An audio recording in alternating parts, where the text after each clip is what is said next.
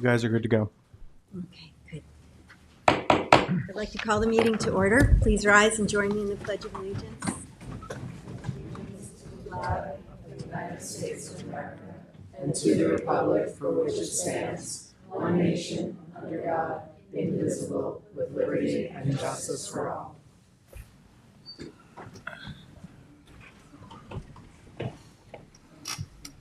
Thanks for coming, everyone. It's nice to be back. Madam Clerk, would you please call the roll? Supervisor Moore. Present. Councilwoman McNamara. Present. Councilman Iacilli. Present. Councilman Pell. Present. Councilman Martell. Present. Thank you. I move to approve the minutes of the Town Board meeting of June 10th, 2025. Second. All in favor? Aye. Madam Clerk, would you please read the communications? The following communications have been received in the office of the town clerk. We have received public notices from the town of East Hampton, town of Riverhead, Village of Sag Harbor, notice of adoption, New York State liquor license, 30-day advance notice to local municipality from the listed entity, and annual statement of financial disclosure filings from the listed individual. We have received the following correspondence regarding emails, letters regarding the following. Chapter 330-83L, proposed planting restriction for front and side yards. Verbeski Airport Noise Mitigation Work Group report dated May 30th, 2025. Invasive plants on East Landing Road, Hampton Bays. Pine Barren credit purchase for 1004 Montauk Highway LLC Watermill. Planning board matter of as-built civil plans for solar facility at 1370 Majors Path, Southampton, and notice of annual Verbeski Community Advisory and Review Board meeting on July 15th, 2025. We opened one bid for request for proposals on Wednesday, June 18th for farming at Searfield 93 Butter Lane, Bridgehampton. And that concludes the communications for this meeting's agenda. Thank you. I do have three walk-ons. The first is Town Board Resolution ID number 50241, notice of public hearing for amendments to Town Code Chapter 143, Article 1, entitled Licensing of Home Improvement Contractors, to further refine the application and appeals procedure. The second walk-on is Town Board Resolution ID number 50257, to authorize the town attorney to accept a settlement from PURE Insurance Company for damage to a Southampton Town Police Department vehicle. And the third walk-on is Town Board Resolution ID number 50261, which is the warrant number 12. I move to add these three to the agenda. Second. All in favor? Aye. Thank you. Well, before we move on tonight, we have a special treat where we have our youth volunteer recognition of our students. Tracy Colson is here from our youth department, and I think Rick Martell Councilmember Martell is going to. Michael, you with me? And Michael, you're going to. Yeah, go ahead. I'll follow you up. As the liaisons.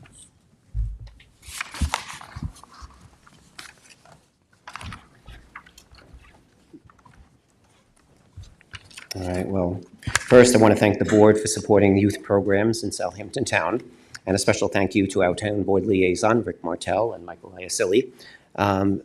We can't get through all the red tape without you, so we really appreciate you doing everything for the community and everything for the Youth Bureau, so thank you for all your help. As you know, the Youth Bureau is responsible for fulfilling gaps in services in our community for youth and families. We do this by providing programs, events, and services for young people to help them overcome any obstacle that keeps them from achieving their goals. Because we work with such a variety population, interests, needs, that we have to be creative and innovative. And believe me, as a man of over 50, I find my creativity and innovativeness declining every year.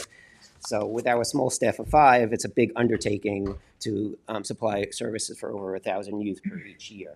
So to do this, we actually rely on our young people that we're actually here to help. So in all our programs, our goal is to teach our youth of how to become peer leaders and contribute to the community. One of the programs where students stand out is our Youth Advisory Committee, which we call affectionately YAC. YAC is a committee where students can join in 7th grade and usually stay on through their senior year. The committee is self-run by the students, of course, with guidance from Youth Bureau staff. In addition to learning about environmental and civic issues, they also choose monthly community service projects. I've worked with this program for a long time, and I've seen some amazing youth grow into young adults. I will admit that a couple of them are relatives of mine, but with spending so much time on weekends and evenings doing community service projects and in these meetings, I kind of start feeling like most of them are all actually become family after a while. I'm very proud to be here to recognize those students who are graduating and moving on to the next stages of their lives. But before we let them go, I'd love to recognize them for the amount of community service that these students have done for Southampton Town.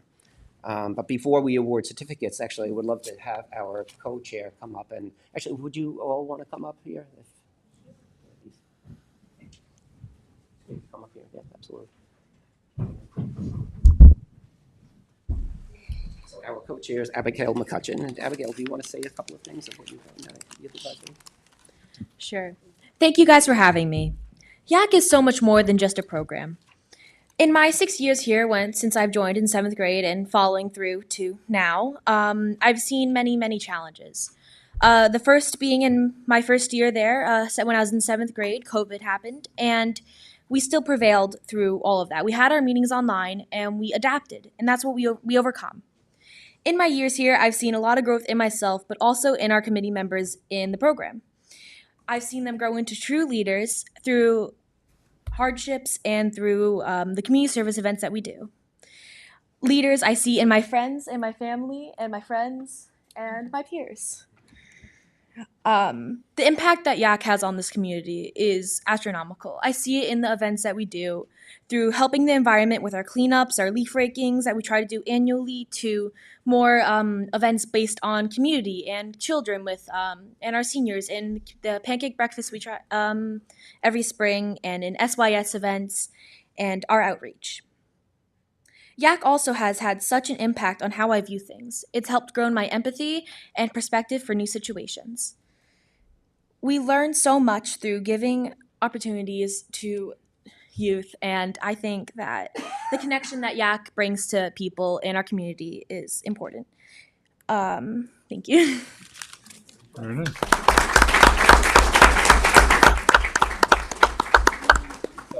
I also want to say, I don't have their list of the community service hours of how many they've done, but since 7th grade, when Abigail had joined YAC, she's done over 300 hours of community service at the town of Southampton.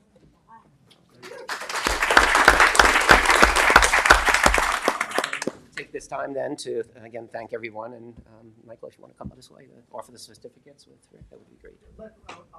No, come on, we can do it together. So I just want to, we don't get a lot of chances to thank the Youth Bureau for everything that they do.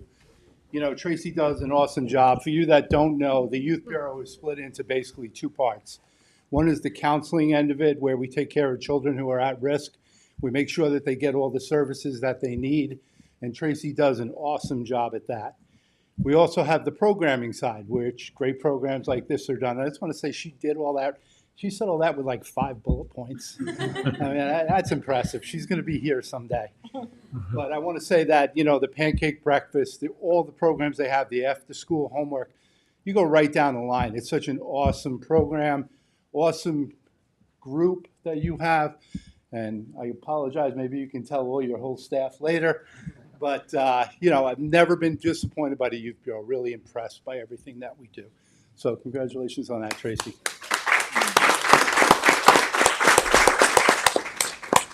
So we tried to split these into those who are here, so I might be missing one. So the first one we have is Megan Peterson.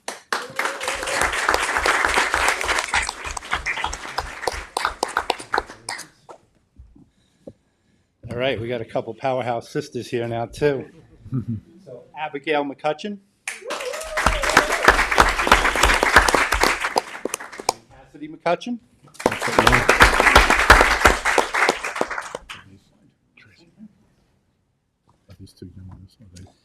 Ashley Fleming.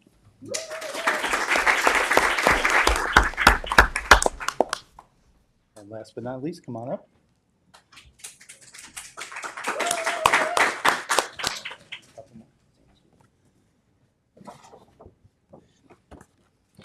Angie Chiratum Chocha.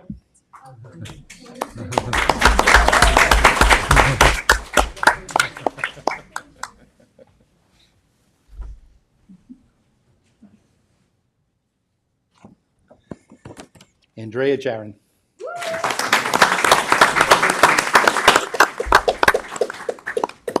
So it's great, guys. I know you're moving on to extremely great things in the future, so thank you for all your service, and we appreciate you guys coming tonight.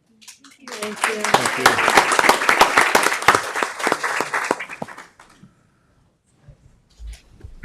Thank you.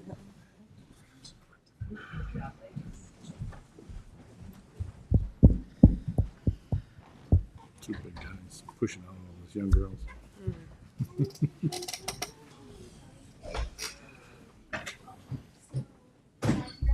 Want a picture with everybody? You're okay with that? We should have got them all at once, put the whole board, but I know. Now they're leaving. Yeah.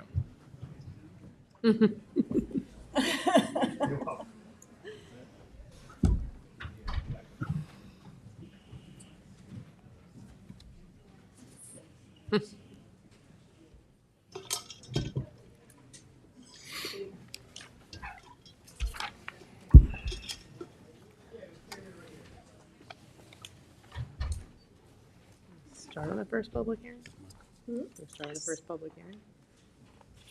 Yeah. All right, we've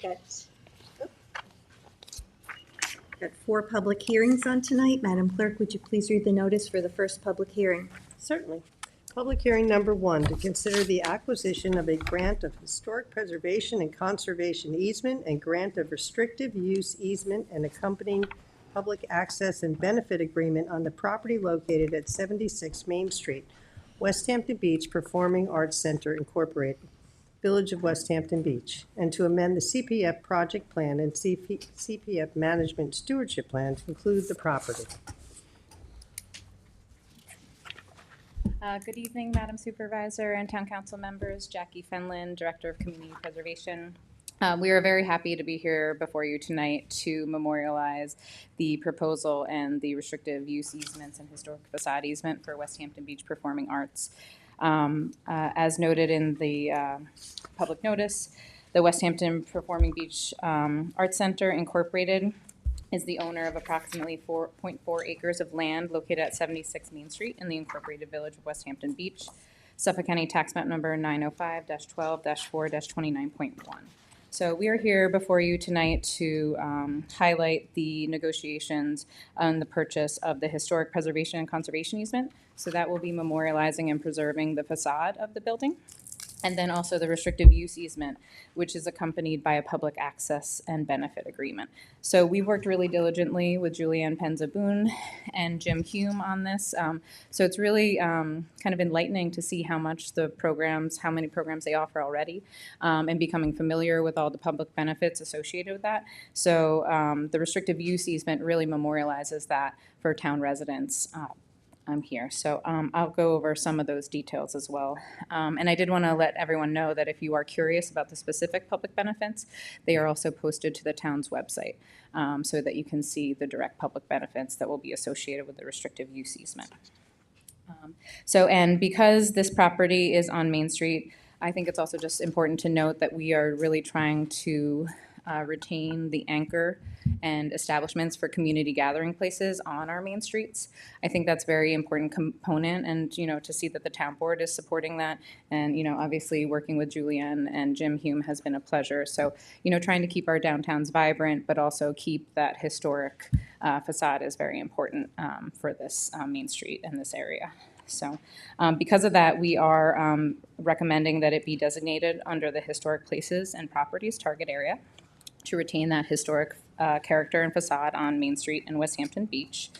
And then just to go over some of the public access benefits and agreements that we have. Again, you can find these online, but just to go through them briefly. They already offer school day performances, so this is with 8,000 students being served from pre-K to 12th grade.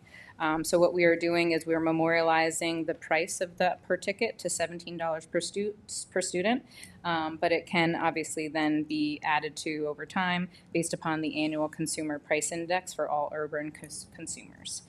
So that will kind of lock in the price now and retain the affordability of that program. And may I say that my children benefit from that program, and it's very nice. It's very exciting, and they always see a new performance every year, so it's lovely.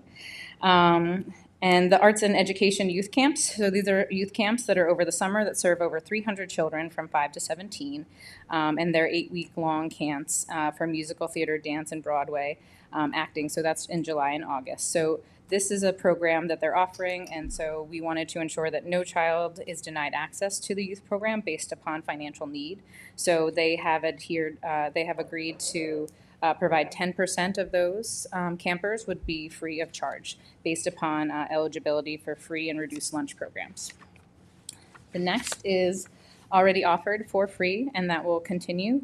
But that is Melodies and Memories. So this is for senior citizen programs, and this is 10 weeks, and this is free. So this is currently free, and that will stay free. Another program that they offer, and they partner with the Butterfly Monologue, so it's kind of titled Butterfly Monologues, but that is a similar program designed for participants of the Butterfly Effect Project located in Riverhead. So they are helping teach students and young folks to share their stories, turn them into monologues, and then perform those. So that's another program that is going to be free of charge. And then the main stage presentations. So those are the main stage events. This is a program where these are very, how would you say, important performances. They draw people to this, to the theater in the summer months. So instead of setting a per cost, amount or a percentage, what they have provided is that at least 400 tickets per calendar year will be offered free of charge to military service members, police officers, firefighters, nurses, nursing home residents, as well as town residents. So if there's any extra tickets, they will basically broadcast that, and I believe it'll be just like a free online lottery system where you can apply if there's any tickets available for that show. And last but not least is the Finest in World Cinema. So this is these are showings of foreign documentaries and independent films using their digital projector, and these are in the summer months, and this will also be available. But this one we were able to keep it at the $20 plus the consumer index. But these will also be available free of charge to military, police, firefighters, nursing home residents, and town residents as well. So that's really like the basic summary of the public use and benefit. And we're restricting this so that it is always going to be retained as a community gathering space. So this document can be amended, but obviously both parties would have to mutually agree. So this can be a living document that the town board can review, and if changes are necessary, this will be an exhibit to the restrictive use easement. Thank you, Jackie. You're welcome. Thank you. I would like to, if you would have Julianne. Yeah. Julianne Penza is the executive director for West Hampton Beach Performing Arts Center, so she just wanted to say a few words. Yes, please, come on up.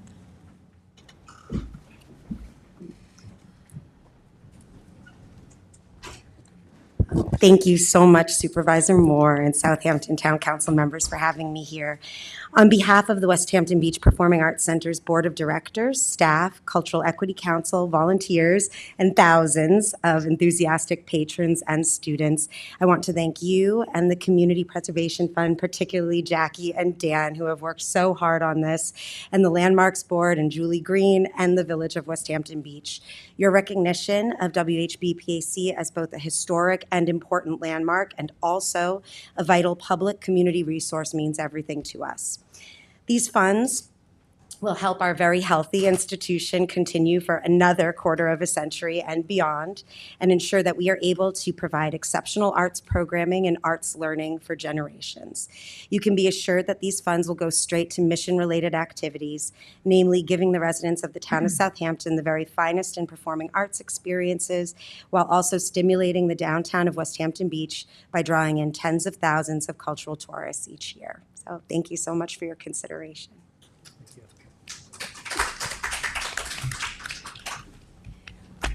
Well, thank you, Julianne and Dan and Jackie, for working so collaboratively to come up with the listings that show what has been happening all this time with all the community benefits that the Performing Arts Center provides. Does anybody have any questions or comments? I just briefly wanted to thank you and Dan and Julianne and Jim for working on this. I mean, it started with the prior board, and I think this is interesting. I think, Maria, this had your support as both the mayor and the supervisor. We've been working on this for quite a while, and I think it struck a really good balance between understanding that, you know, the theater still has to put on events, and those events cost a lot of money, and they need to keep that revenue, but also keeping it there for the community and for kids. My kids danced there and went to events there and schools, you know, stuff. So it's nice to see it continue. So thank you for your work on it. And to know that the facade will always stay as it is, and it's such a little jewel of Main Street. Yeah, it's really an anchor, right? And so, like they said, you know, Julianne said, like, so many people come to visit this theater, right, that might not have ever walked West Hampton Main Street. And then it brings a familiarity and, you know, it just brings new people and, you know, vitality to Main Street, which is great. Instead of being an office, you know, that's like stuccoed, you know. Yeah. And it matches the windmill. Yes. It complements the windmill, yes.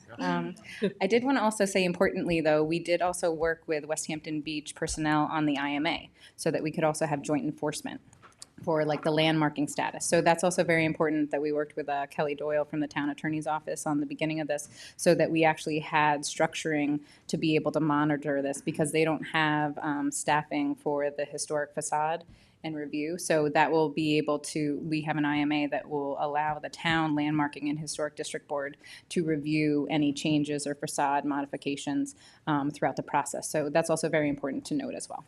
We did a lot of work on that. Yeah. So Jackie, it's really important that we always look at the community benefits. I was really shocked that the list was so long. I was very happy to see that. You know, we sometimes, the arts gets lost in the shuffle. And the fact that our students can now partake in some camps and classes is amazing. But also our seniors and our veterans can, you know, go to a show they might not be able to afford otherwise. And there's plenty of great content at West Hampton PAC. So I'm really happy that we're getting this done. Exactly. Agreed. Thank you. Yeah, thank you. Well, I don't have any cards for this, but Kevin, is there anyone on Zoom that wants to be heard at this public hearing? I have one hand up. All right.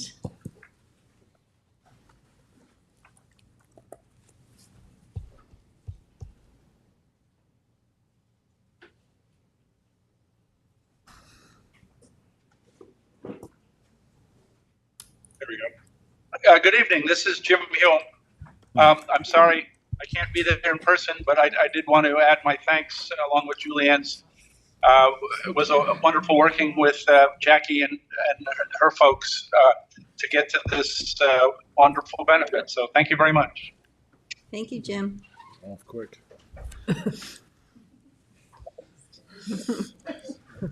Breaking the rules. Breaking the law.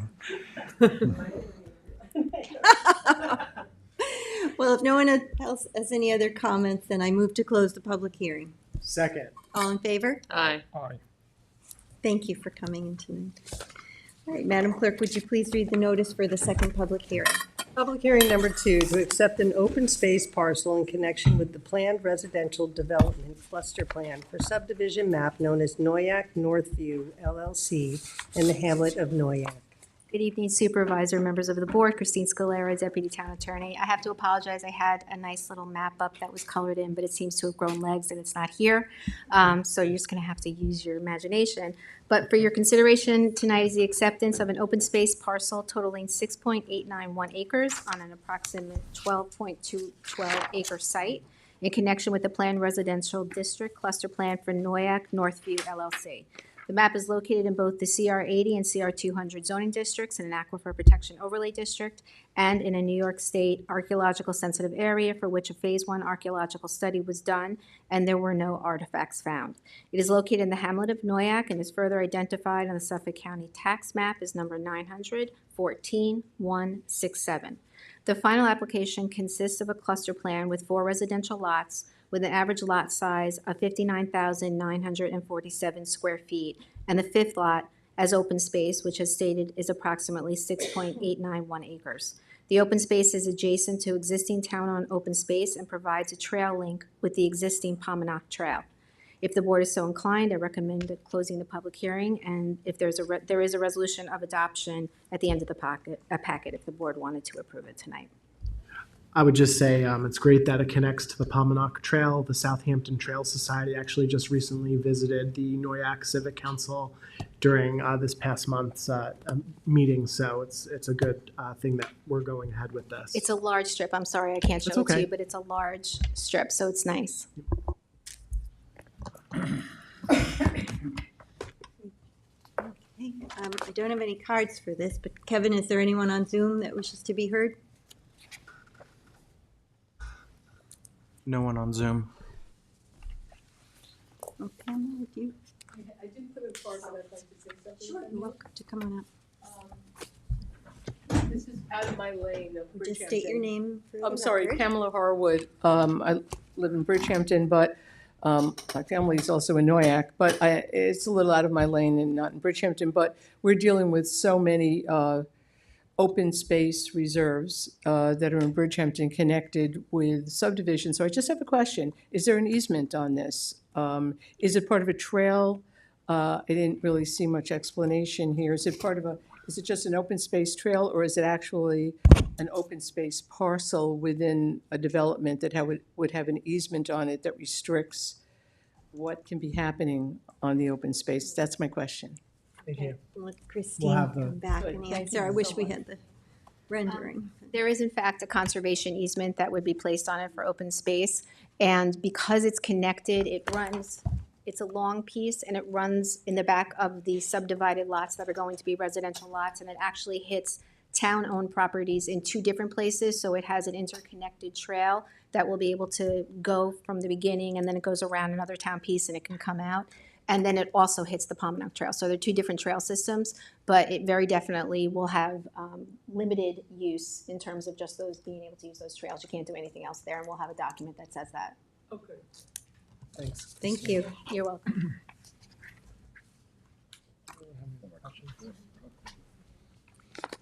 Does anybody else have any other comments or concerns? Okay, and nobody was on Zoom, right? No.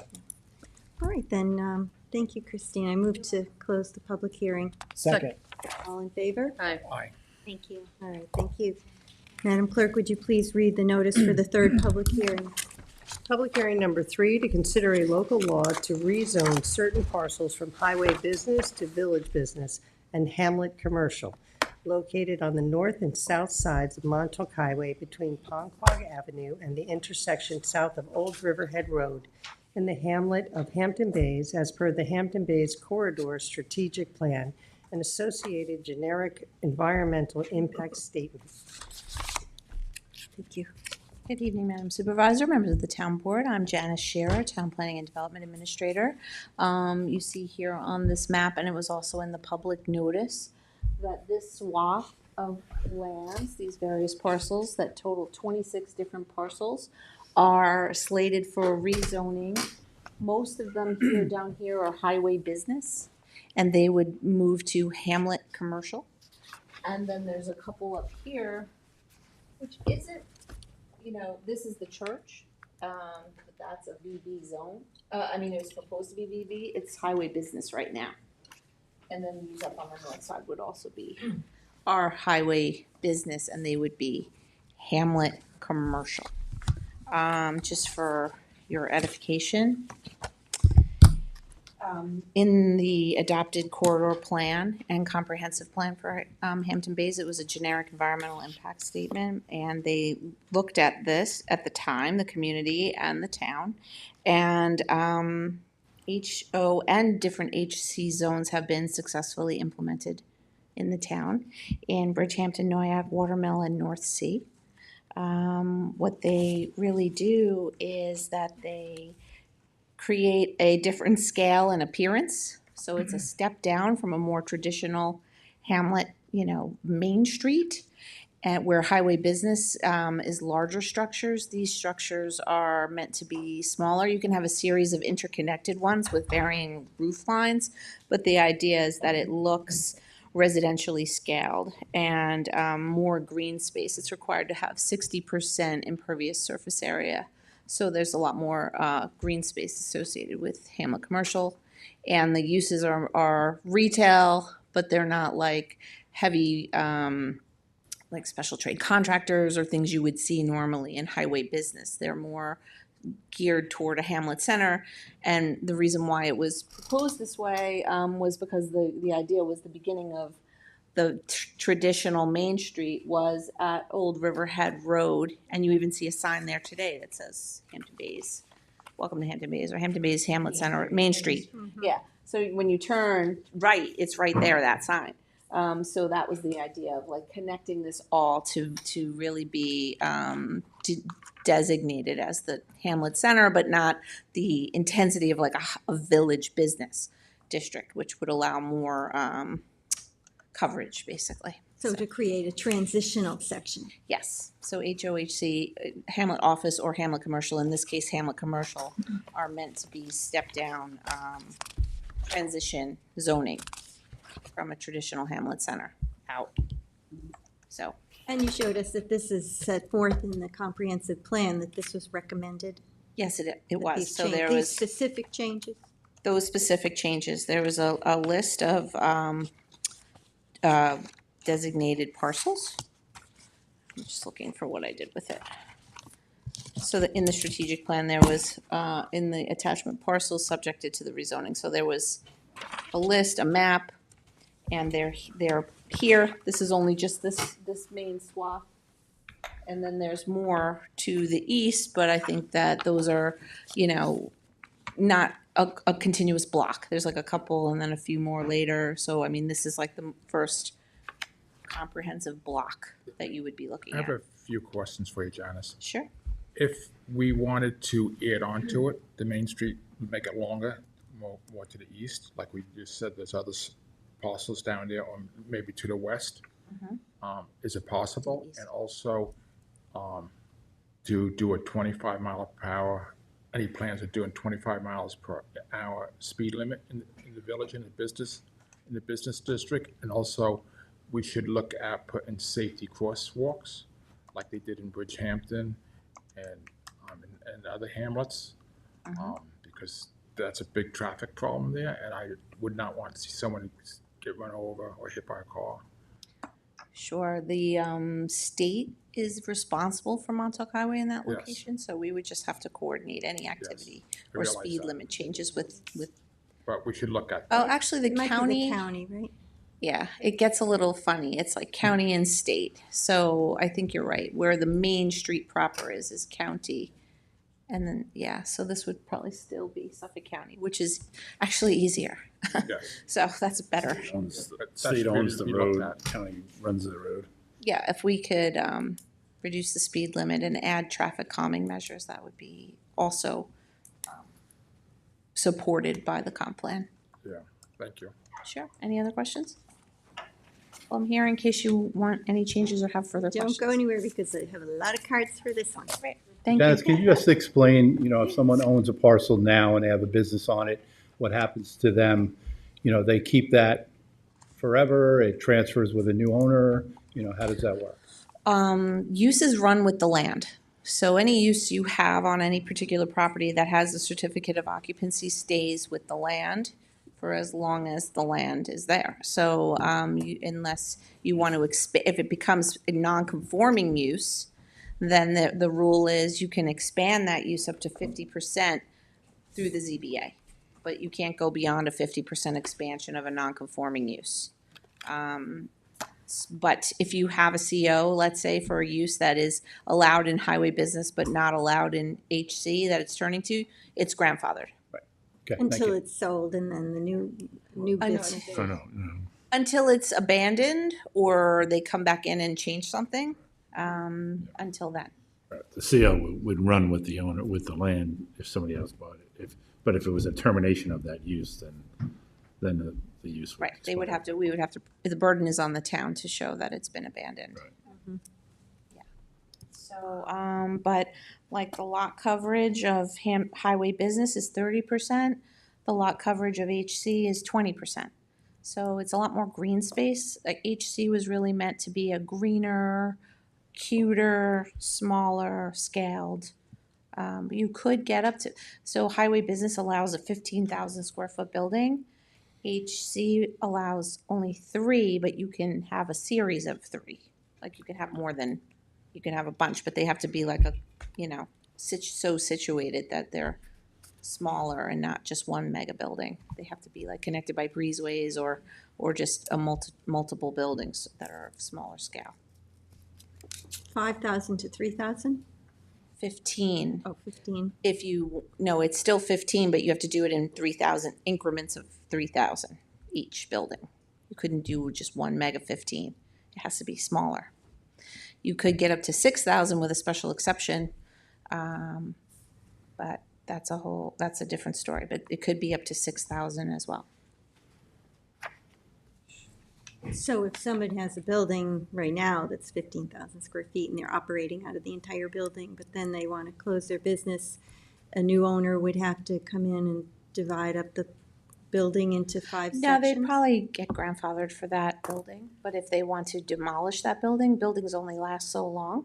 And eventually the building will have to be rebuilt. And at that point, they would have to comply with the zoning or get a variance. Okay, thanks. Sure. Any other questions? All right, well, we'll see. Okay, I'll be here. Thank you. All right, first up, Marion Bowden. And after Marion, Eileen McPhail. After you, I was just saying Eileen. You're waving? Marion Bowden, excuse me, Hampton Bays. It should have been an easy decision for me to make, but it really was not. It was very difficult. And I also hope you'll bear with me because as generally the oldest person in the room these days, in any room I go into, I'd like to give some background since nobody was ever here back 30 years ago, okay? In my years of monitoring town decisions regarding Hampton Bays, I've seen my hamlet victimized all too often by those in power for the sake of keeping peace elsewhere in town or for some personal or political reason, rather than for the well-being of Hampton Bays.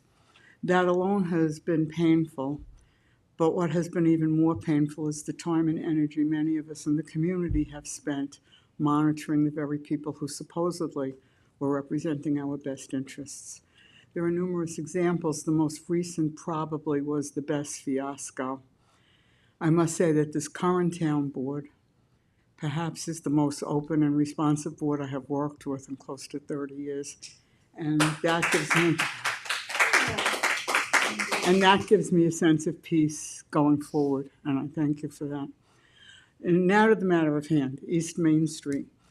A number of years ago, I believe it was during Skip Heaney's time as supervisor, we added the words Main Street, as Janice mentioned, down on Old Riverhead Road, and that sign is still there. I have a picture of it on my iPhone. Main Street, we added the words Main Street from that stretch on Montauk Highway between Old Riverhead Road and where the diner no longer is, sadly. The intent was to create a lane and lengthen the village business zone and have a transition zone between the very short business district, especially east of Ponquag Springville. I'm having trouble reading here, hold on. But it was to lengthen the zone, and we were shocked, I think. Okay, I'll go into that in a second anyway. I know many of us, and I think many people even in Town Hall, thought that because the Main Street sign was put there and everything, that it was all done. It was a kind of a done deal. And so we were shocked that when certain proposals started to come forward so close to the center of town. Certain types of businesses were being proposed which seemed inappropriate, so close to the heart of downtown, and we were taken surprise. In one instance, the previous administration declined to have public hearings on the matter, and we were left in the dark. So again, instead of being protected from inappropriate development, in a vital area of the hamlet, the people were mostly left to fend for themselves. Many years ago, there was a fairly large appliance store on the corner of Ponquag and Montauk. It was called Suffolk Appliance, for anybody who I remember that. Who remember it? Yeah, I remember the bakery store, the bakery across the street It where was- Gators was. Oh, no, this is Ponquag Appliance, where the beauty parlor is right on the corner, yeah. And anyway, they advertised themselves as being in the heart of downtown Hampton Bays. I remember that so well. I think there was also another ad, shows you how far we've come, that said, at the traffic light in Hampton Bays. Downtown 30 Hampton. seconds. What? 30 seconds left. Oh, golly. Give me another minute. Thank you. Especially since I'm having trouble reading. Anyway, it's ludicrous that probably less than 1,000 feet from the heart of downtown Hampton Bays, that the area is zoned highway business. And I think that's what really, caught us by surprise. It opens it up to too many businesses that I believe most of us believe are not appropriate in a village business or a transition zone. I see no major problem with the proposal on tonight's agenda about the rezoning certain parcels there, except it doesn't go far enough in bringing the entire downtown into better focus. But on a very practical level, I believe a moratorium, while more ideal, could bring us more harm than good for this moment in time. Sometimes we have to hold out for the complete and perfect solution. Other times, we have to bend in order to accomplish something. And so, to paraphrase Voltaire, the perfect can often be the enemy of the good. And so, while not perfect, this is, I believe, the most feasible action we can take now. And so I'd like you to bear these comments in mind. Okay, thank you. Thank you, Marion. And, Thank you. and it doesn't mean it won't get revisited in the future. It doesn't mean we can't revisit it in the future, but for now. I know that. Exactly. I realize that. I hope that you can revisit things in the future. Of course, That's we're what I'm saying. so In other words, open-minded. It can't be an all or nothing at all deal right now. I believe it would be more harmful in the long run for us. Even though it would be maybe the more ideal solution, it's not going to happen. Basically. Thank you. And Eileen, you still pass, okay. Patty Hamill? Yes, that's me. I'm going to defer any comments now as well. Okay, thank you, Patty. Gail Lombardi?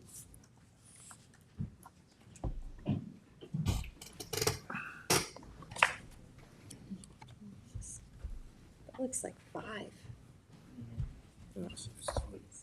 Okay.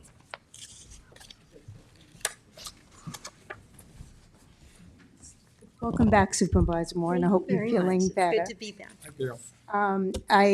I sent that, what I've handed to Sunday is the letter I sent you all earlier today. So, I commend the town board in my letter, I'll just touch on it. I commend the town board for addressing this along Montauk Highway. It's long overdue, as Marion said. I looked at the corridor strategic plan painfully for thousands of hours back when I filed my lawsuit for the HBDOD. And it was like nails on a chalkboard having to go through it again, to be honest. But I spent a little time on it. The issue I have is that it would really be an arbitrary decision to just take a portion of the corridor strategic plan at this juncture, a portion of the zoning changes, and move forward with them. I think you need to look at them, and I think it's a good idea, but it's been represented to us that village business is no longer applicable, and and if you look at the Hampton, the Hamlet commercial, it's not Hamlet commercial, it's Hamlet commercial / residential, and it allows for single family, 2-family, up to 4-family housing, standalone housing. So we may end up, we don't want a auto zone, but I don't necessarily want 1,200 square feet of potential like housing either. So I think the town needs to just spend a little more time on looking at what the goals are of downtown. I looked at the corridor strategic plan. Very specific issues I raised in the plan is that it's based on the 2000 census. The traffic information is from 2004. So you really don't, all the recommendations that came out of the corridor strategic plan about that, the transitional, what the village business was also before you guys adopted the pattern book, which changes, the development in the downtown. So it is really hard to say, I agree with Marion, I don't want an auto zone. I don't want the laundromat, but the laundromat has gone through how many years of planning under highway business? And so now you're pulling the rug out from under that, and maybe some of the other people that are looking to develop that in highway business. So I do believe that, I think it was John Bouvier said, you can't fix a car while it's moving or a plane while it's moving. And I do think you need to look at quickly setting up a moratorium on the Main Street developments. And you already have the pattern book, you already have some ideas of what you want to do. The developer has represented he's going to build 150 apartments in the downtown. That's not part of the corridor strategic plan. Like I said, you have old traffic, you have old demographics. The data is so old, and 20 years later, things have changed. So it's very hard to say that this is what you should do. I'm not saying it isn't what you should do. I don't know if it's a rational decision, and I think, the property owners that may be against it, I think they have a position against the town as some version of spot zoning, to be honest. So I'm an attorney, I'm not going to give you legal advice, but I really hope that you guys look at this. This is fabulous that you've taken this on. It's way overdue. And I just don't think you have enough information to adopt it. And I think you should consider a moratorium and take a look at this just like you did the best zoning. I think it's time to do the right thing by Hampton Bays Montauk Harbor. Thanks. Thank you, Gail. Joseph Lesberg and Susan Lesberg.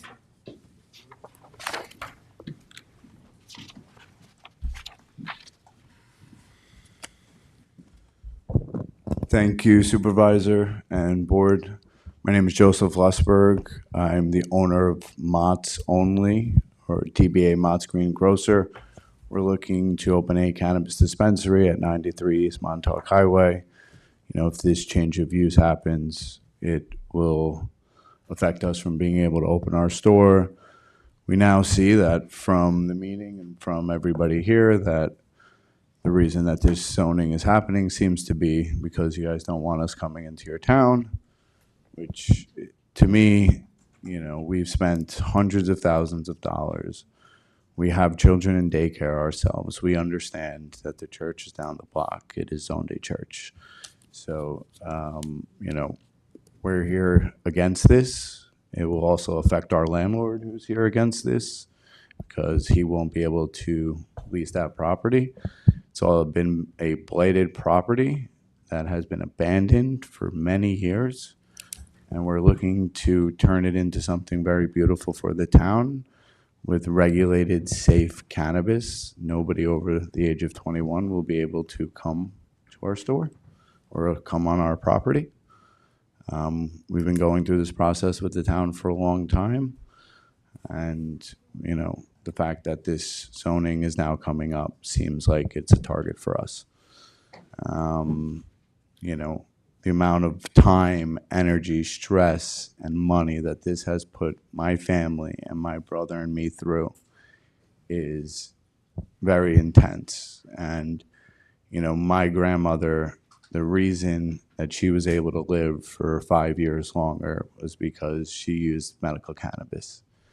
And she was on bed rest for years. And then she started using THC patches instead of fentanyl patches, which really changed her life. And I think that safe cannabis in the community is a good thing for the community. It will bring a lot of tax revenue to the community. And we plan to be a part of this community. I joined the Civic Association.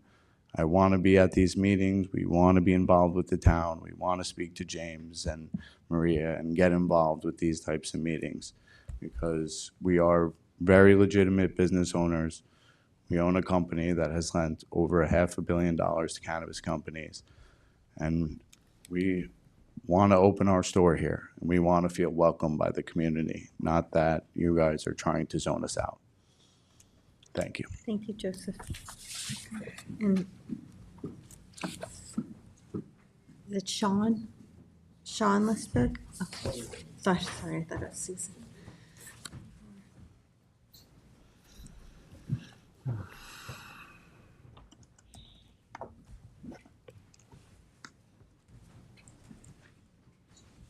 Hello, everyone. My name is Sean Lusberg. My brother Joe just got up and spoke as well.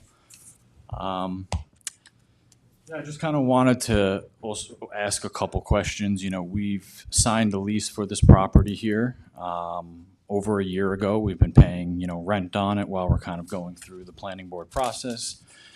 As my brother mentioned, we've done everything the town has asked us to do. The planning board told us it was good. Even the old town supervisor showed us this property and told us it was a compliant site.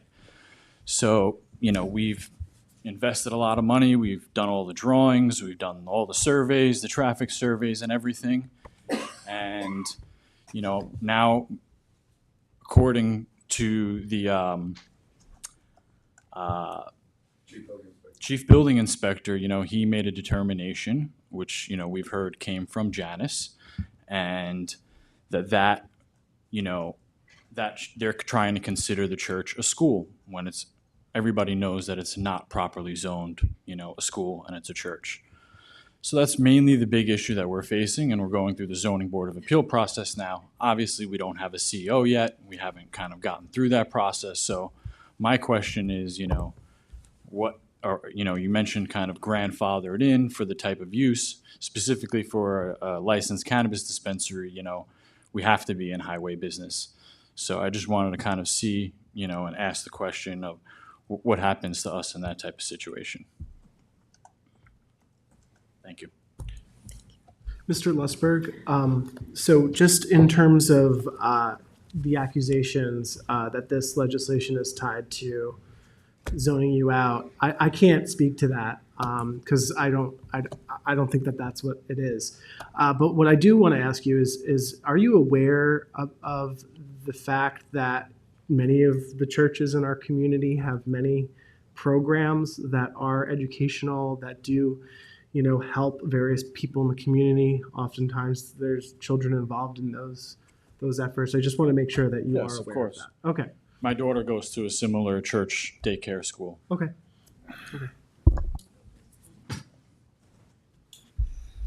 And I'm not trying to, make any accusations. I'm sorry, maybe if it came off that way, it just kind of, seems like throughout this process, we've just been hitting an obstacle at every point, and that this just kind of seems like the biggest one.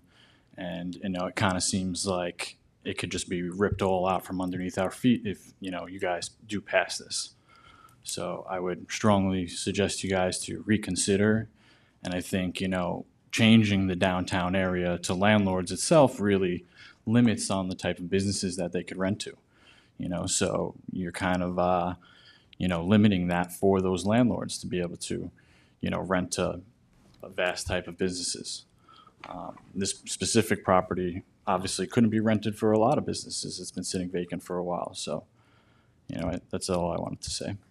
Thank you. Ray D'Angelo?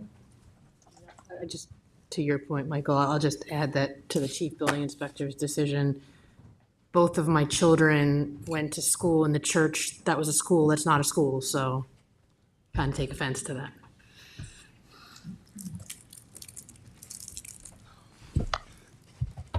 Hi, Ray. How you doing tonight? Good.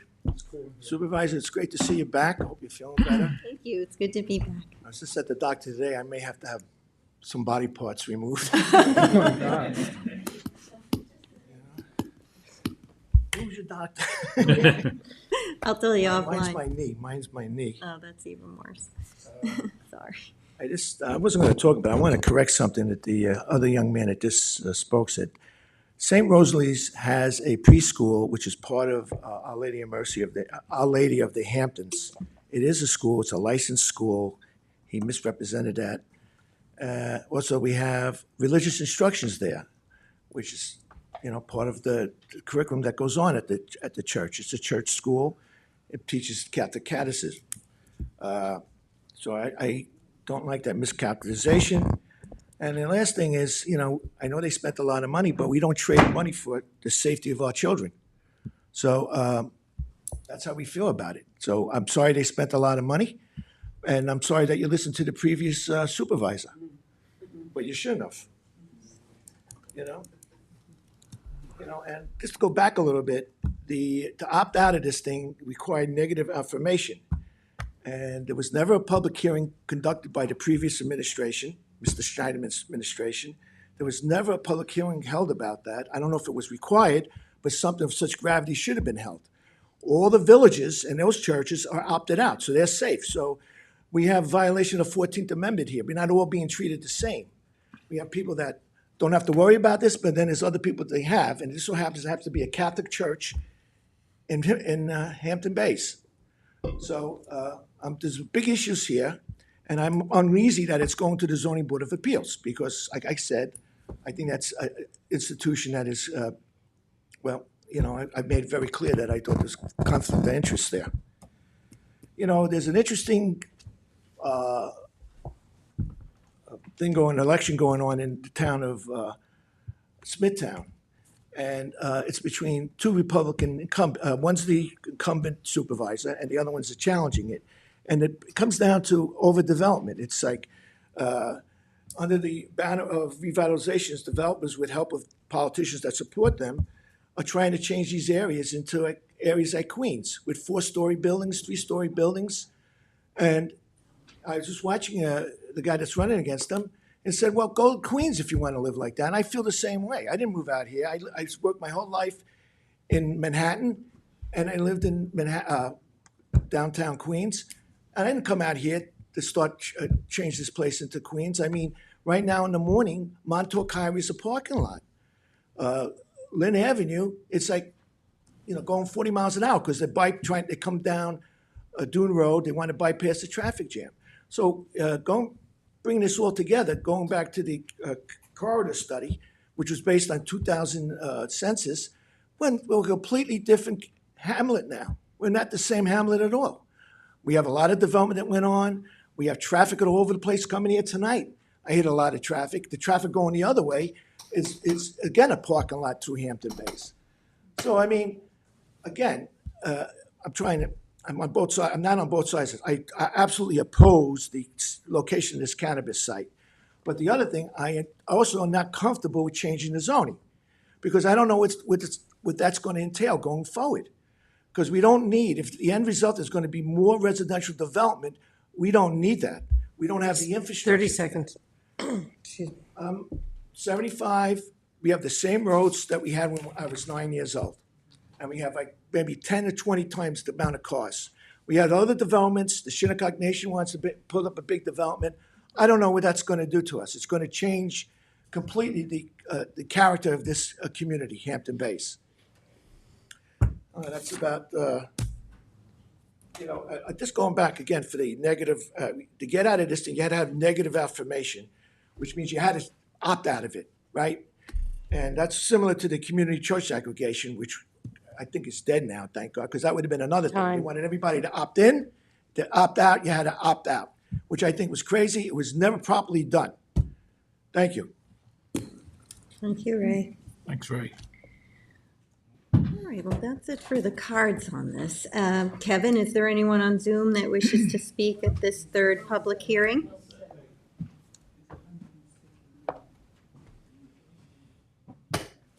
No hands up on Zoom. What do you want to do?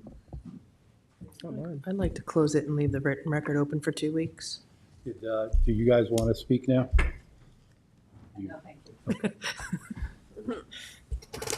It said it all, right? Okay, well then, if there isn't any other comments or questions, I move to close the public hearing, but leave it open for written comments for the next 2 weeks. Second. All in favor? Aye. I have a quick question. Can it be extended 3 weeks? No, because we have next term meetings in 2 weeks. Has to be 2 weeks? All right, Madam Clerk, would you please read the notice for the fourth public hearing? Public hearing number 4, to consider enactment of planting restriction for front and side yards 5 feet from property line. Good evening, Supervisor Moore, members of the town board, Assistant Town Attorney Sean Cambridge. So this legislation. Sean, can you turn the mic up because you can't really hear him? Everyone's moving it. Thanks. So this legislation, just to start at a 20,000-foot view and kind of come down here, in this country and in the state, basically we have common law that is law interpreted by the judicial branch, and it funnels down into appellate divisions, to just put it very simply. So the established common law in New York State, real property law, treats trees as a nuisance, which sounds odd. We all like trees. We all, don't want to cut trees, things like that. But trees are treated as a nuisance. And your remedy under the law is something called self-help. And what that means is on your property lines, you're entitled to trim straight up. And the most prominent example of this that I can think of is our lot across the street, where we park all the town vehicles. You'll see the town cut straight up on those trees. That's what the law says we can do. This bill before the board tonight is a piece of legislation that would require new plantings to be placed 5 feet off the property line. I believe the legislative intent was to stop some of that cutting possibly, or to alleviate people feeling the need to do that cutting, that trimming. So the common law makes it very clear what your rights are as a property owner. You do have the right to cut those trees.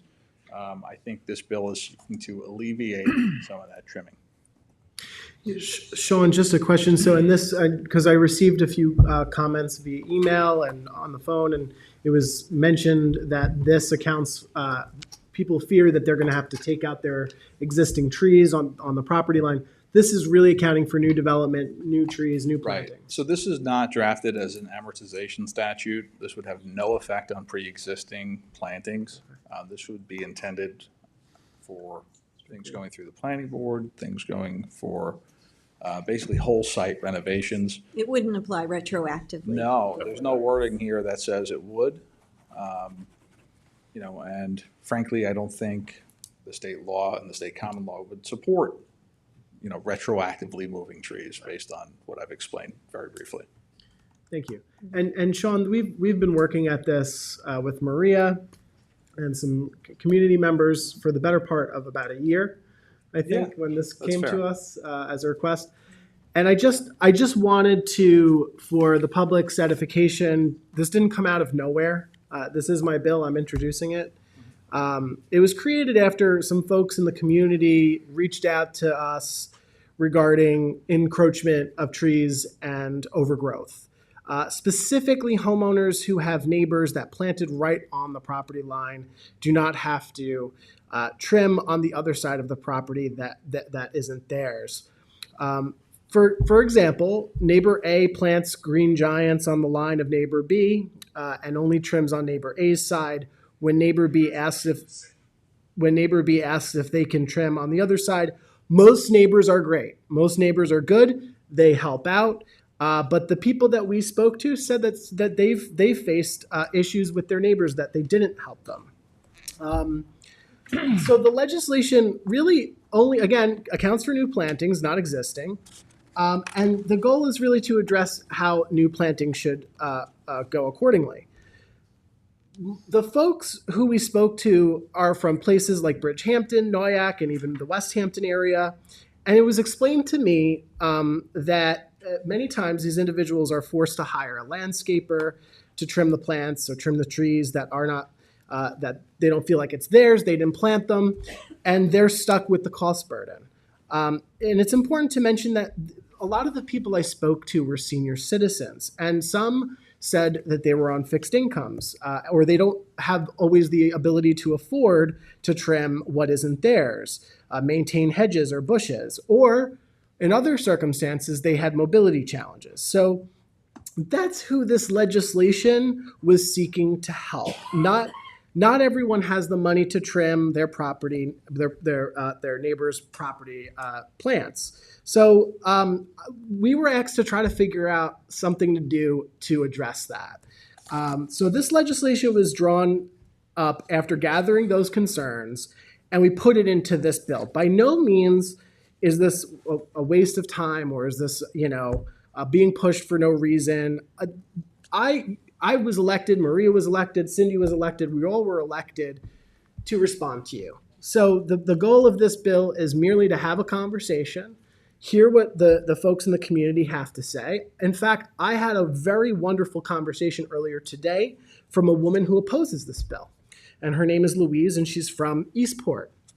And she was concerned about, the size of the properties and property rights generally. But let me tell you, she had some amazing ideas. She had some thoughts about alternative ways we could look at this, ways we could revise the legislation. I had some other conversations for people who support this bill, who feel it could be helpful to implement some changes. So I am on board with any ideas that people have. I'm not dug into this. This is really an open conversation as mayor, and I appreciate your comments about this board. We're one of the most open and transparent, according to you, and that's great. This is about people coming to me saying this should be a code. We're exploring that. We're having the conversation. We're taking in all comments. That's what we're doing here. So I just want to be clear about that. And from there, I hope we can move forward accordingly. So I think we all have something we want to say, so. Go ahead. I kind of agree with Michael because, I come up here, I don't prejudge anything. And we have to listen to the people and, this might not be the perfect thing. We might have to change it, add something, take something out. I mean, my daughter bought a house in Southampton, a small house, and there was another house alongside of the house was torn down. They built a mega mansion, and they put a hedge right down her property line. Her property is narrow and long. And then the people said, oh, by the way, would you mind chipping in $1,500 to fertilize and cut it? And my daughter says, how about you cutting it? Because we just bought this house a few years ago, and we're paying a mortgage. We did not build a spec house. Right. And this is what happens. You might say, oh, you can't put a hedge on a property line, but you could put a boxwood on that. And there's all different inputs we have to get on both sides to make it in the middle. You can't prejudge it. You can't say that we're wasting time. You can't go on Facebook and put it down because both sides have an opportunity to put input in it to make it right. That's the same thing we did with the bus. We listened, we took our time, and the same thing we were going to do with downtown Hampton Bays. That has to be done, but it has to be done correctly. It's difficult This has to be done with correctly. this because, a lot of people will plant something like the big green giants or the cryptomeria, and, those are going to grow 5-6 feet on either side. But if you plant boxwoods, what are they going to grow? Matter of inches. So how do you do it? And I can say that for myself, we finally planted some trees along our property line after 28 years. And but they're the green giants, and I know how big they're going to get. So we did plant them 6 feet off the property line. It's not going to create a big strip of nothing because in 5, 6, 7 years, it'll grow right over. So that's really what, we were thinking about here, so that one person shouldn't be able to create a property burden on their neighbor. And, but, we can't craft a code that says, well, if you plant boxwood, you can go right up to the, but if it's a cryptomeria, you have to be 7 feet off, So it occurred to me the other day when we were getting a lot of the input from the community that you had mentioned that this is not a New York State code law, that this is common law. So can't we use our home rule authority to say we're shifting the burden? If you plant too close to your neighbor and the branches and shrubs overhang your neighbor's property, now you are responsible. We could attempt it, but we may not do so well in appellate courts when we're challenged ultimately. But don't we have the authority, since it's not a statute, it's just common law that, So came the higher from up we maybe go. from when properties were huge and, now they're smaller and it's more of a concern. I don't think so. I think it's precedent, it's legal precedent, and it's going to go top down. So the higher courts' rulings are going to set that precedent. We could try it. You're the board, you're inclined, you're the policymakers, but we may be challenged on something like that. Because to me, that would be a good answer to say, someone's planting what's going to be a very large tree or hedge right near the property line. And you say to your neighbor, please plant it further back. no, we're not going to. Well, in 5 years, when it starts to overhang, now I could require them to trim it on my side. They'll have to send somebody over, or if I have to do it, they would have to pay the bill. You know, if we could adopt a law like that, then we wouldn't have to do a setback and talk about different kinds of plantings. That's a good point. I think in the situation what you're describing, and if the branch was to break and hit your house, you know, they would be responsible for that. So Yeah. there's a connection there. Right now, it's all on, you as the property. Somebody- There is case law if you plant bamboo, because I had a neighbor who planted bamboo on my property line, and I had to hire a lawyer to go after, to do the homework on it, and there was some cases where. Right, it's a DEC invasive. Extremely invasive. Yeah, if a plant crosses the property line and does damage, the homeowners who planted it is responsible, and that's how I got him to move it out. I think it's bamboo essentially is prohibited in most areas, right? That's a bit of a different animal. We did research that about 6 years ago, and the board declined to move forward with legislation like that about bamboo, but we certainly could do that as well. It was about 6 years because I brought it up to the board. Yeah, so I have a draft of that somewhere that we could dig out and revive if you'd like, but. So I just had 2 questions for you real quick. One is, this is in the zoning code? So Yes. presumably, could people appeal the distance to the zoning board of appeals? People could really And appeal. say, to the supervisor's point, I want to plant boxwoods, so I want to plant them a foot off the property line? Arguably, yes. Yeah, Okay, sure. and then my second question is, with the question about having your neighbor cut back the trees, I personally feel we are now getting involved in civil disputes, and in the case where a property line isn't obvious, who pays for the survey to decide whose property it's on? That's a good question. Because they're not all cut and dry, right? Every property line doesn't have monuments, doesn't have fences, it's not flagged. And so you get a question of neighbors arguing over something being too close to their property line. Who's responsible for the survey in that case? Yeah, I don't have an answer for that. Well, and I don't think it would be the town that would be sending code enforcement. This would be, the code would require this, but it would be a civil matter that they would go to small claims court if they had to. Maybe, yeah. So the intention here was like on the front end, on the planning side.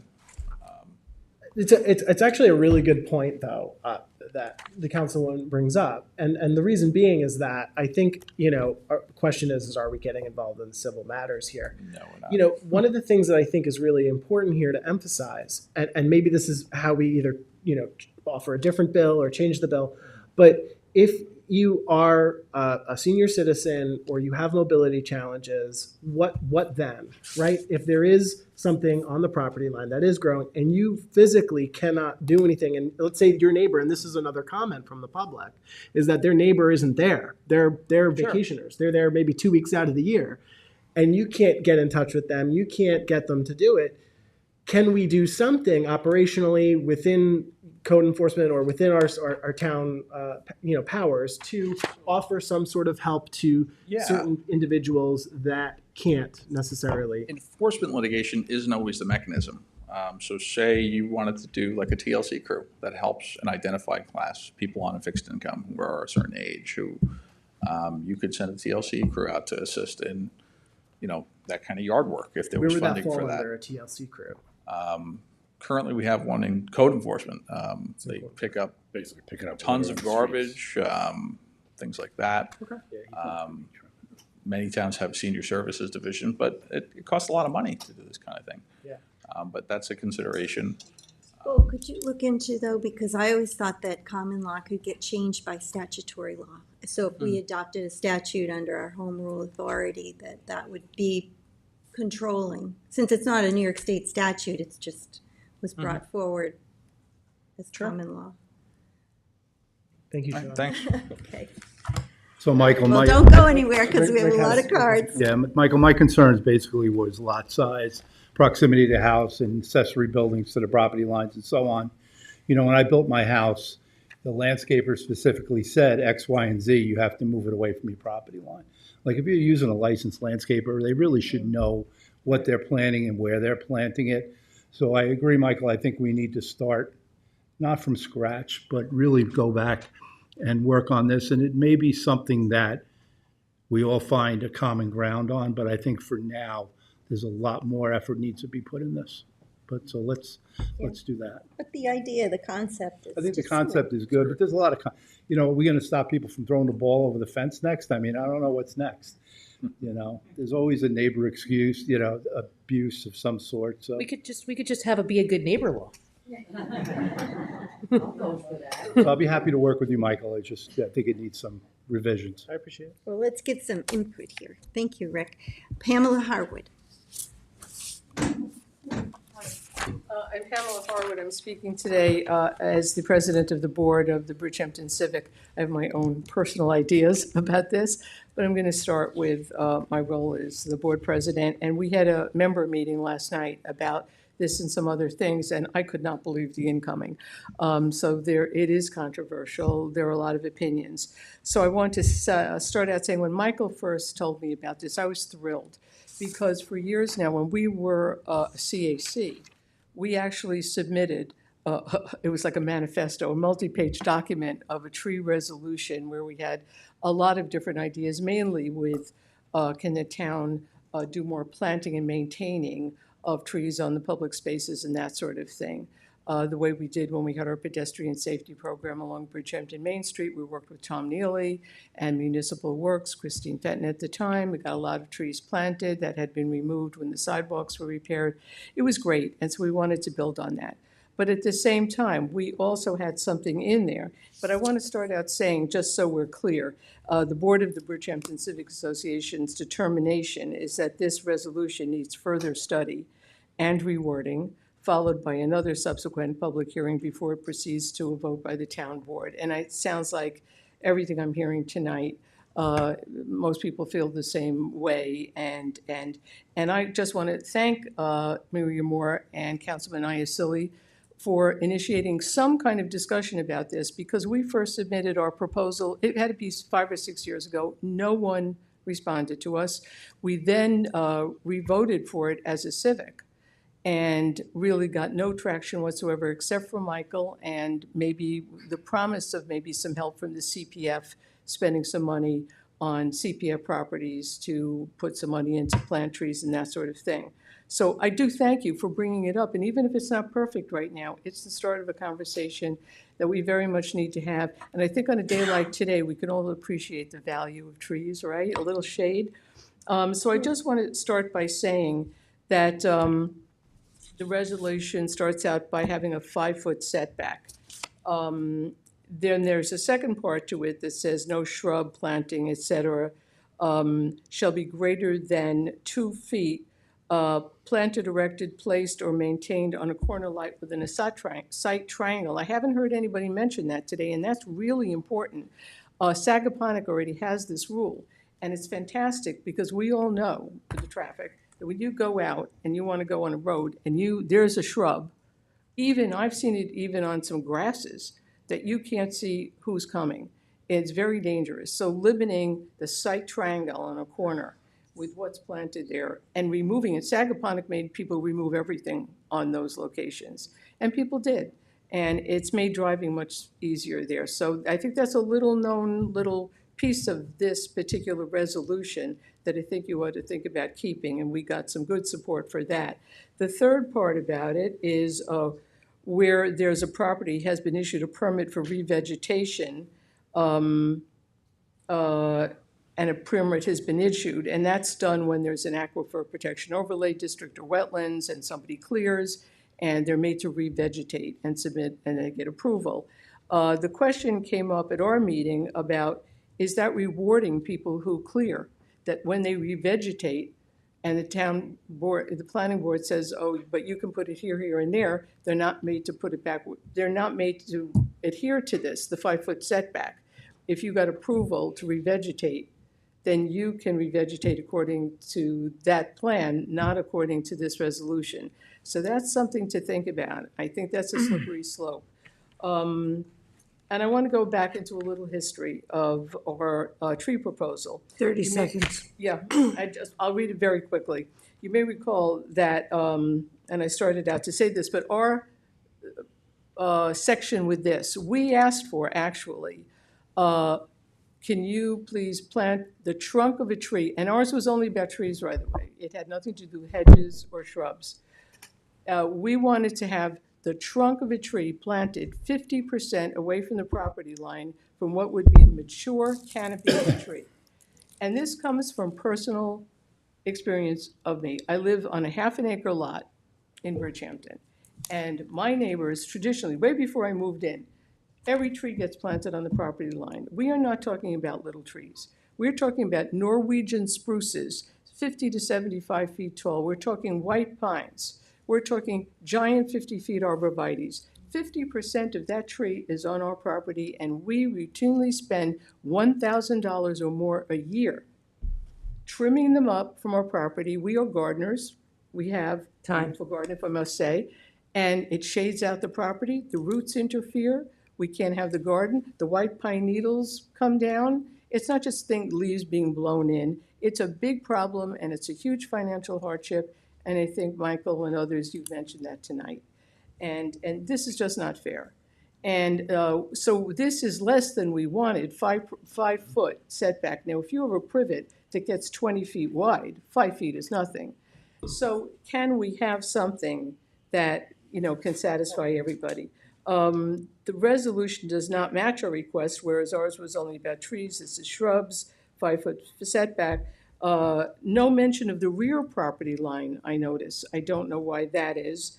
Of all these plant materials, this might make some sense, as many hedges are now made of green giant arborvitae, privet, you've already mentioned that, and 2 large and fast-growing hedge materials requiring expensive maintenance once they are mature, and that without proper care could extend to the sidewalk, and that's another thing.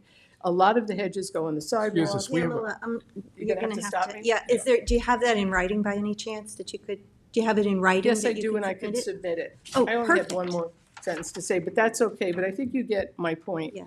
We had a lot of pushback, mainly, I just want to say one more thing. We had a lot of pushback, mainly from people who live in the Hamlet Center and are on quarter-acre to third-of-an-acre lots, very narrow, and they couldn't figure out what they could do with their lot. And there must be a way of us tweaking this to give certain rights to people with those kind of properties, but on people with larger properties who can do setbacks, to do the setbacks. And I just want to mention the nuisance law. There is apparently in New We have a York lot of State other people who would nuisance like law. to talk tonight. You have to submit it. I'm sorry, Yes. you're way over the 3 minutes. Well, thank you very much. I will Thank you. I will submit. So Pam, just one quick comment on that. If you do get a corner where there's obstruction, you can't see left or right, or a triangular piece of property, the highway, if it's in their easement, the highway has it within their authority to come out and remove that sight line.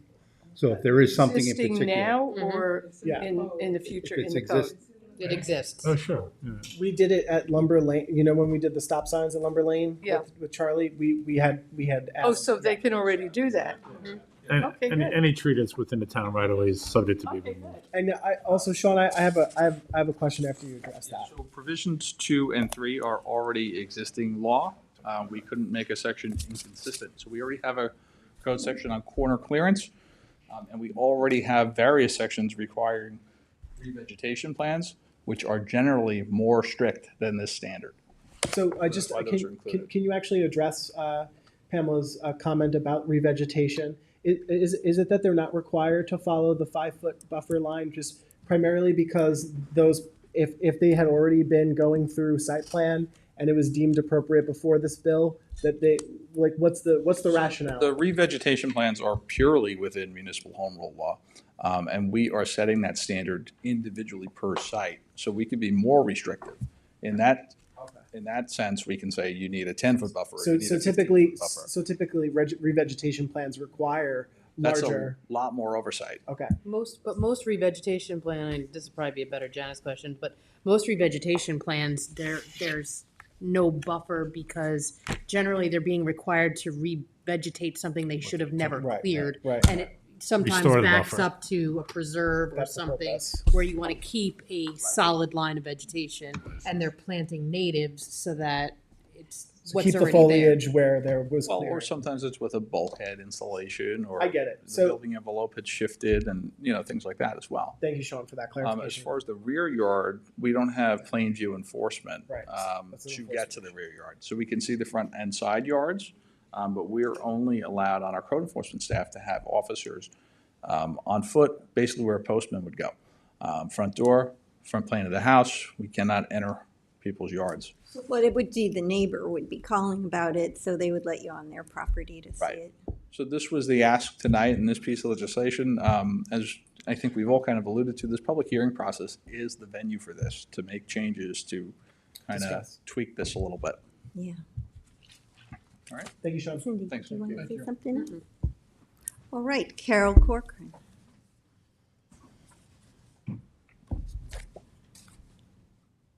Good evening, and first I want to thank Councilman Iacilli for bringing this up. It, has been something I've thought a lot for quite a while. My family has lived here for generations, and it has always been an unwritten rule that you do not plant something that encroaches on your neighbor's property or the town-owned buffer between your property and the roadway pavement. This has always been this way. It is just common consideration and the neighborly thing to do. A lot of good points have been brought up. One point I would also like to mention is that when the trees are planted on the property line across the road frontage, those, especially when they're planting arborvitaes, the overflow, the overgrowth of that tree pushes out toward the roadway. It interferes with the highway department mowing. It can also, it creates a totally different atmosphere. If you drive along the roads, you see older homes have a buffer always. But you will see the new homes or the remodeled homes where many, many people are putting in the line of arborvitaes and on the property line in front of their house. What happens with that trees will eventually reach out toward the pavement. It narrows the roadway. Eventually, if people plant on either side of the road, you see it all over town in Southampton, you see huge green canyons. The open space is gone. The roads are narrowed. I don't think that's very, the cumulative effect is not very aesthetically pleasing.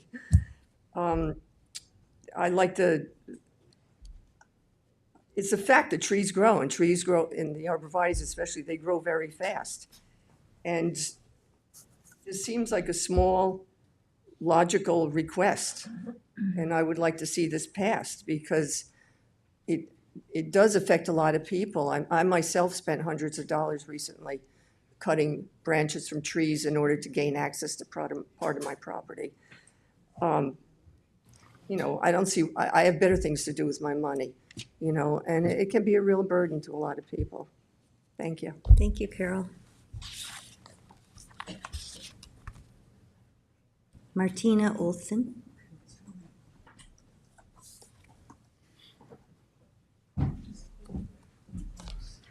Okay, hello Town Board, I'm Martina Olson. And I agree that maybe some kind of guidelines are needed, or like landscapers, like you said, should know, what shrubs grow. But I think a lot of people probably have a big turnover of houses around here, and they leave the place before they grow or don't care what they're planting. You can't, stop people from trying to plant on their property, but it's sort of, we have more to worry about than shrubs, but still, sometimes they grow out into the roads or their sidewalks. So that was it. Okay. Thank you. Thank you. Thank you. Oh, Marion left, right? Gail Lombardi.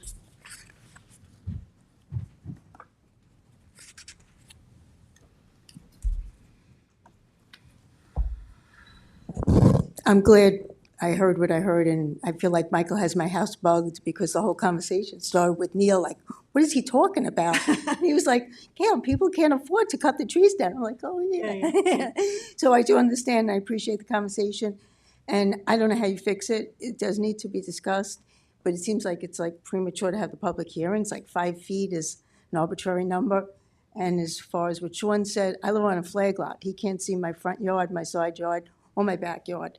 So you got to deal with flag lots, and you got to deal with pre-existing driveways in the flag lots also, because our pre-existing driveways are only like 14 feet, whereas the new driveways are 20 feet. So you got a lot of different zonings. You know, I don't know why it's not backyard. I mean, you can't see any of my yards. So there's a lot. I do think it needs to be discussed, and I appreciate the discussion. So, but, you know, and it's good. I have nothing else to add, except that, you know, it maybe needs to be more specific or less specific. You guys decide if, you know, need input from a group, a committee, then try that, because it seems like it's a little premature. But thank you for starting the conversation. Thanks. Thank you. Thank you. Yeah, I think I think it was helpful to have the conversation, because we've gotten a lot of input, and it's clear that it can't be one size fits all. Yeah. But we do want to address it, so. And we did have a work session in December on this, but I from my vantage point, I didn't think we really, it wasn't a clear direction on what next steps we were going to have. So, and after we were kind of mulling it over, you know, I heard from members of the community, what's going on with it? Why aren't we moving forward? So this was logically the next step. Yeah. And maybe it's what Pamela said about the canopy, the mature canopy of the tree. You know, so you don't have to list every tree, but what will it be when it's mature, and then you plant the root ball back that far? I don't know. Susan White?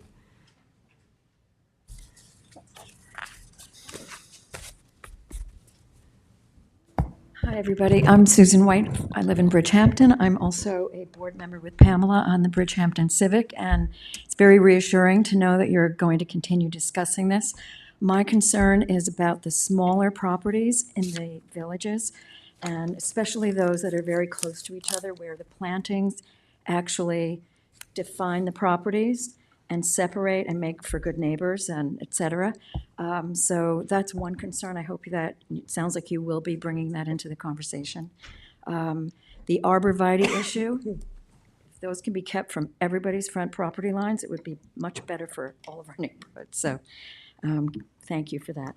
Can I just ask you, so when you say the smaller properties in the villages, do you mean the village district? The areas that are just around each actual town, because the roads, the houses, the lots tend to be a little bit smaller, the houses are closer together.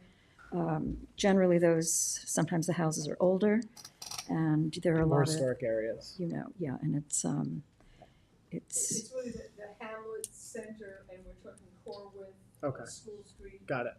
and you wouldn't want to get in the way of a property owner's and a gardener's desire to create Yes. beauty and harmony amongst. I just want to be clear, we're not telling the villages which have their separate jurisdiction. No. We're not telling them what to do. Just want to make that Properties near town centers. Yep.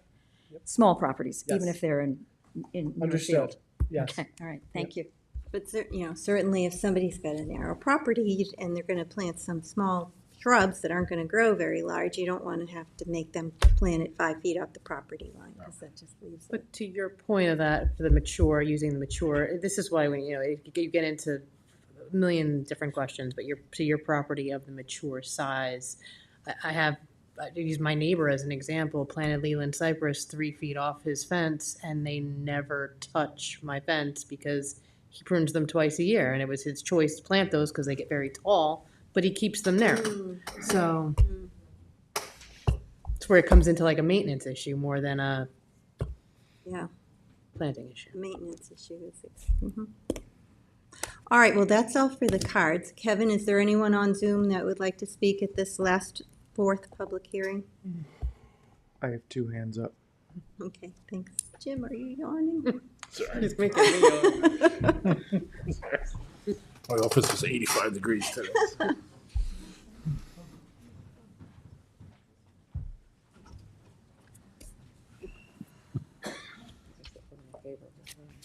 What's that? Oh, hi. Am I on? Yes, you are. We can hear you. Okay, thank you. I want to thank the entire board and Maria and Michael very much for moving forward and trying to understand how to put together a code. You've known many people in Noyak, where I am, have complained, and you have gotten many letters and emails, and I've spoken to a few board members directly on this topic. I had a lot to say, but because everybody's been saying it, I think we're down to the point that having these giant trees, which landscapers are telling property owners to put in, and put in at the property line, it's an immediate infringement on the neighbor. And some of the people here tonight were very lucky. Their bills are only 1,000 or under, but some of us, it's 5 to 10,000, and it's not once. It can be a yearly charge, and it's outrageous. Why would it be the neighbor's problem if that neighbor chose to plant on the property line immediately, infringing on their neighbor's property? Not only is it aesthetically a problem for the neighbor's property, but it's a financial hardship. And I think it's great you're addressing it. And I think, yeah, landscapers need to be educated and respectful of the mature side of the plants. And Cindy's very lucky, her neighbor will trim, but many people are not lucky. And when the trees get very high, you're talking about tree services, not a landscaper, because you have to trim very high. But I do think the idea of having the homeowner responsible for trimming would solve it. Then you don't need to know, is it 5 feet? Is it 3 feet? Is it 10 feet? Is it 10 feet for giant trees? Is it 5 feet for a shrub? Just say the homeowner, as of now, not grandfathered in, which is unfortunate, but not grandfathered in.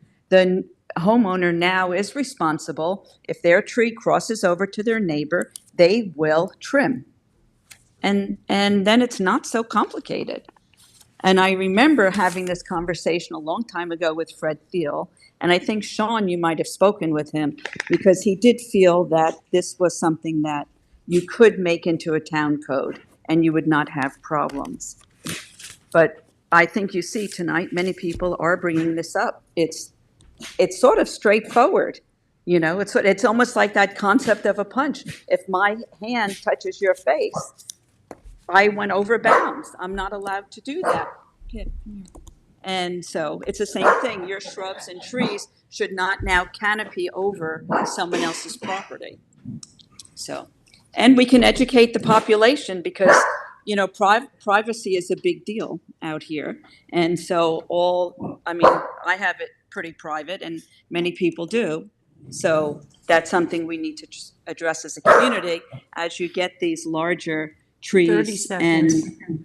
And part of their tree will go over if you plant it there. And the woman previously had stated there was a rule that we all abided by for our neighbors. We never planted our trees or bushes close to our neighbors. They're a good 15 feet from the property line, or 10, or we trim. Time. But, okay, neighborly stuff needs to be enforced. Thank you, Dorothy. Thank you. Thanks.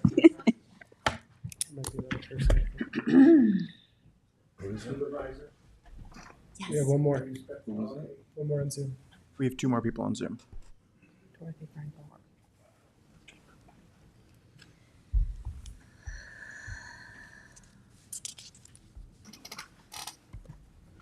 Good evening. I'm Meredith Berkowitz. You're probably all sick of my face at this point from the many hearings I attend. First, I'm also a member of the board of directors and the secretary of the Bridgehampton Civic Association, but this evening I'm sharing my personal thoughts on this proposal because Pamela has already covered those of the Civic. I really appreciate and thank this board for trying to address this issue, and I completely understand the financial hardship that it places, particularly on our elderly and for others who may not have the same resources to be able to deal with this. However, you're talking probably in 90% of the cases, you have neighbors being good neighbors, trimming their trees, taking care of this. So what you're really trying to legislate, it seems, is for the 10% where there's a problem. And to reiterate what some others said is, I don't agree that it's just the planting of tall trees should be forbidden like green giants. I have green giants. I trim them, and they've never infringed on my neighbor's property line. I think it's, as everyone has said, it's really a maintenance issue, much more than a planting issue. And I appreciate that you're trying to get at this from the planting perspective to cut it off before it starts. But the 5 feet does seem sort of arbitrary, because if I want to plant a boxwood on my property line, I can't, but boxwood doesn't go anywhere, right? Or if I want to plant miscanthus, right, which doesn't really grow that wide. I can't do it within 5 feet. And how is that even going to be enforced, right? Is code enforcement going to drive around to all these properties? I do think that the rear should be included. I don't think there's any reason not to include the rear if you're including front and side, because like other people have said, if a neighbor's complaining, you're going to be invited onto their property and you can access that rear line. Frankly, there's probably just as many issues in the rear yard as there are on the side, and maybe more so than front yards. I really like the sightline provision. I don't know if 2 feet is the right number. I defer to experts on that, but blocking the sightlines is a big problem and overgrowth. I do have some concerns about the revegetation, because in reality, the planting board does often give a lot of leniency on revegetation plans, and they're not always requiring the same native plants that were removed, and sometimes they may not take consideration of the creep that the proposal for the revegetation includes. The hardest part, as I said, is the 5-foot buffer. What I wanted to say is I agree with Supervisor Moore, and maybe it's because we're both lawyers, that some sort of enforcement fine system for hedges that overgrow a property line where the owner isn't taking responsibility, maybe a code provision on the books that the owner does have responsibility to maintain it and make sure that they do trim it, and if it does creep onto somebody else's yard, that they're financially responsible for that, and to have fines if they're a repeat offender and they're not, for example, taking care of that, then maybe there should be fines, whether those are criminal or civil. I leave that up to others to decide. But I think that, again, some kind of provision that would, in a sense, give a private right of action. There is a private right of nuisance that everybody has, but a lot of non-lawyers don't know you could sue for nuisance if you have someone creeping. So all of that said, the last thing I just want to say is if it's appealable to the ZBA, we all know what that means. The ZBA hands out variances like candy, and they often do that for pools and tennis courts where they're 5-10 feet off the property. But then you're saying, okay, well, you can't plant, and the whole thing when the ZBA grants that variance is to provide screening. So how are they going to do that if they can't plant within the 5 feet? And trying to figure out how those provisions go together. That's all I had to say. Thank you very much for your time. Thank you. Well, we'll see. I mean, could be. John's gonna look into it. Forgot me. Well, I didn't forget you. You don't have a card, but We have one more person on Zoom. you better get that surgery. I don't know if I have a tendon problem. I have tendon problems in my arms and my fingers. It's a chronic problem. I just wanted to say that Ray D'Angelo, and I'm going to say I am the president of the Hampton Bay Civic Association on this. And I wish we had problems like this, about trees, trespassing on our property. We had to put up with best things, the lithium battery problem, where there could be explosive, people could have lost their lives. The Bel Air Cove, where we had unsafe housing and everything that could have affected them. Recently, we have also, I didn't mention before, about the downtown overlay district, where they wanted to put 3- and 4-story buildings.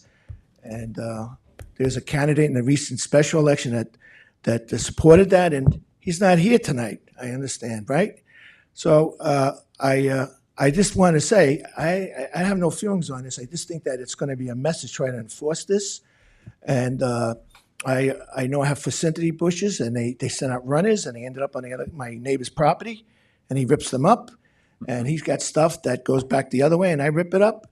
And I can't see how you guys would get involved in that and everything. And I wish, again, as the president of the Civic in Hampton Bays, these are the type of problems I would like to have, but we don't. We have very serious problems in Hampton Bays. And as I alluded to before, I do, getting back to, I didn't mention this before, at the church we have a drug intervention program, and we have 172 clients. And there's some issues with that. So that's a real problem as far as I'm concerned. I just wanted to get my 2 cents in here and while we're discussing plants. But I think it's a mistake to get involved in this. Thank you. Well, I think there's a lot of people in Hampton Bays that would be interested in it, and maybe not you, but of course there are very large issues and there are smaller issues. But everybody, no, I'm not having a conversation with you. I'm just saying that everybody's got, whatever it is they're focused on, that's what's important to them. So, I mean, Supervisor, you directed your comments to me, so I feel compelled to have the right to answer. In Hampton Bays, for example, our lots are a lot small. We have 100, 100 by 100, 60 by 100. We're not the wealthy, we're not a wealthy area, So, and also, some of this comes as a hardship. They keep saying financial hardships. Hampton Bays does have financial hardship. I see it every day at the senior center. That's a real financial hardship. Thank you. Can't wait to see you at the meeting. well, I think we have a lot more. What? I'd like to speak. Who are we talking? What's happening? I think there was somebody else on Zoom before, right? I'm on Zoom, but I can't. I'm old, so I can't turn my I thought he said there was picture only two on. people. No. I'm sorry. Okay, let me see if I can turn my video on. Okay, I'm 80 years old, so it's hard for me, the technology. Can you see me at all, or you can't? Yes. We can see you. What's your name? Okay, my name is Susan Steinman, and I wanted to say something about neighborliness. I was very interested in listening to the whole conversation about how neighbors should treat each other. And I want to say something about the Shinnecock Nation, okay? These folks were here 13,000 years before any of our people. I have relatives that were the first residents in Southold, and they were patriots, and they all fought in the Revolution, okay? So I know a little bit about the history of this country, but they were newcomers, okay? The Shinnecock have been here 13,000 years. Are you, excuse me, are you speaking I'm talking about zoning. Are you talking about the public hearing that we're in the midst of Yes, discussion I'm on the talking trees? about zoning. Somebody mentioned in the course of their testimony, and I'm responding to that.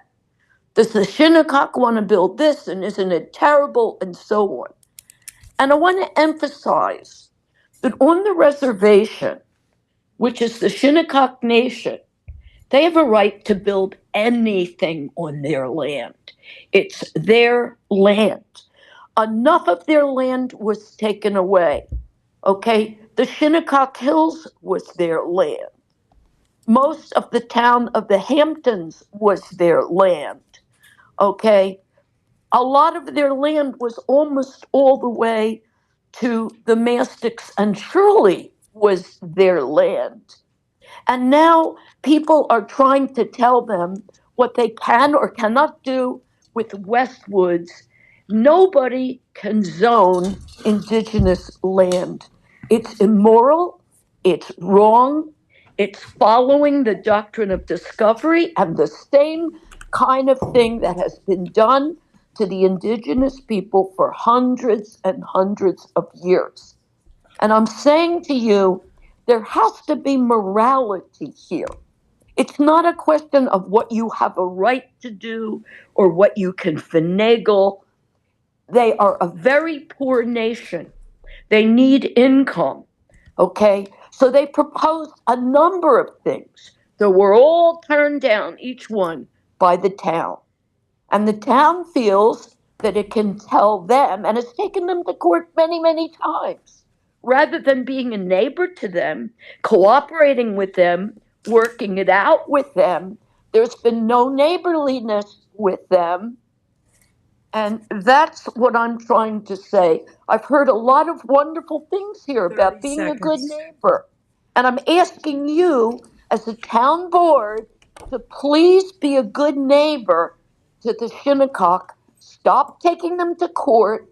work with them, cooperate with them, and stop trying to take more of their land. Time. Thank you.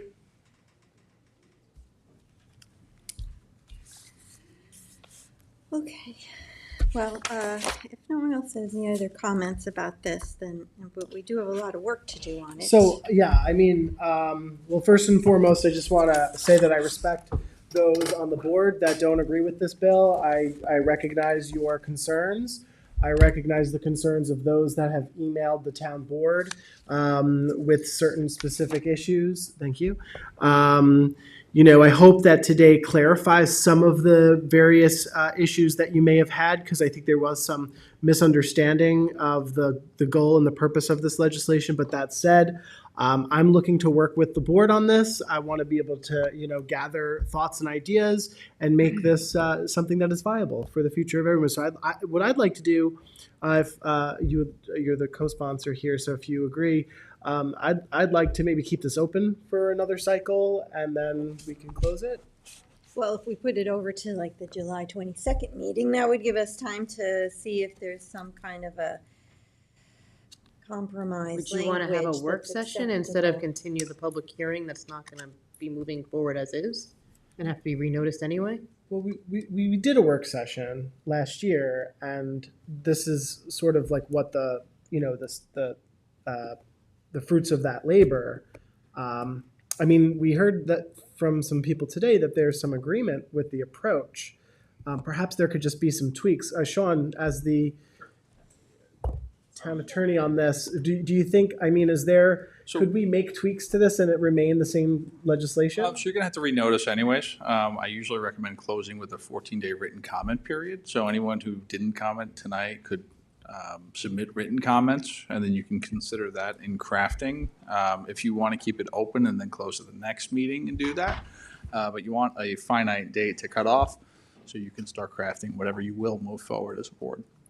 I mean, I would just suggest starting with putting this in possibly the property maintenance code and out of the zoning code. And having it something that would go before the ZBA, because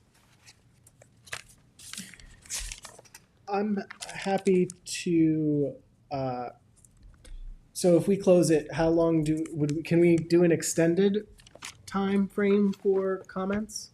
You can choose whatever time. We do 4 weeks? you like. Yeah, you want to do a month, 30 days? Can we do a month? Let's do, we'll close it and we'll Up to the accept board. comments for about a month. If we close it, does that mean we don't make any change?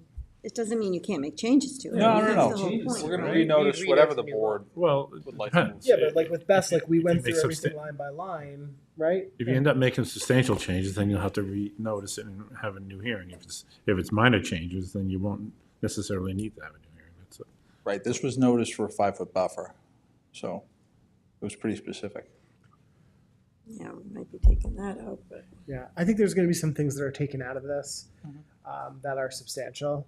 So We I'm probably gonna- end up doing it. Yeah, I'm going to close and leave a month. Okay, great. Notice. And Decide that what gives, you want that to do gives from there. people the time to either write us, or they could also come to a public portion and express their viewpoints if they'd like. So it gives And they'll everybody have the chance again. Once Yes, we when it comes introduce. up on the agenda, right? They'll have Yep. they'll have a chance to come and tell us what they'd like us to What's do with it. So yeah, We have to- Tell them you told them.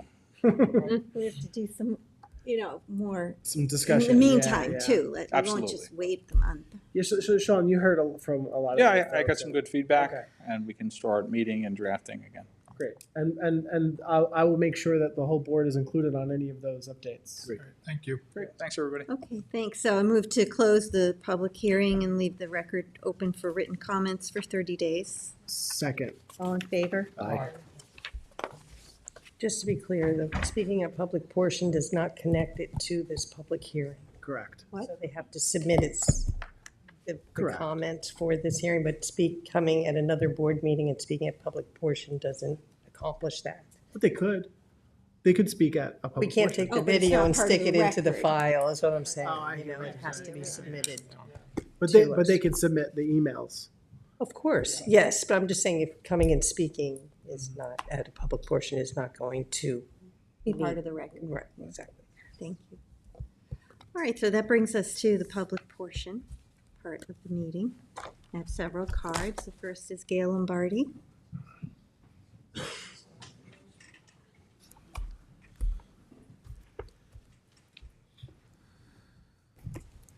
As I said, if we're going to make my poor partner drag us down here, I get my money's worth. I have to agree with Ray D'Angelo, though, and I appreciate about the tree thing. I get it's a quality of life issue. But Ray and I have been at this for over a decade, just about. And, you know, we go back to, you know, the illegal use of the motels, the Bel Air when it was being misused. CB's, I don't know if you remember the whole gang situation at CB's, and, you know, and it was just awful. I mean, we have been through the ringer in Hampton Bays.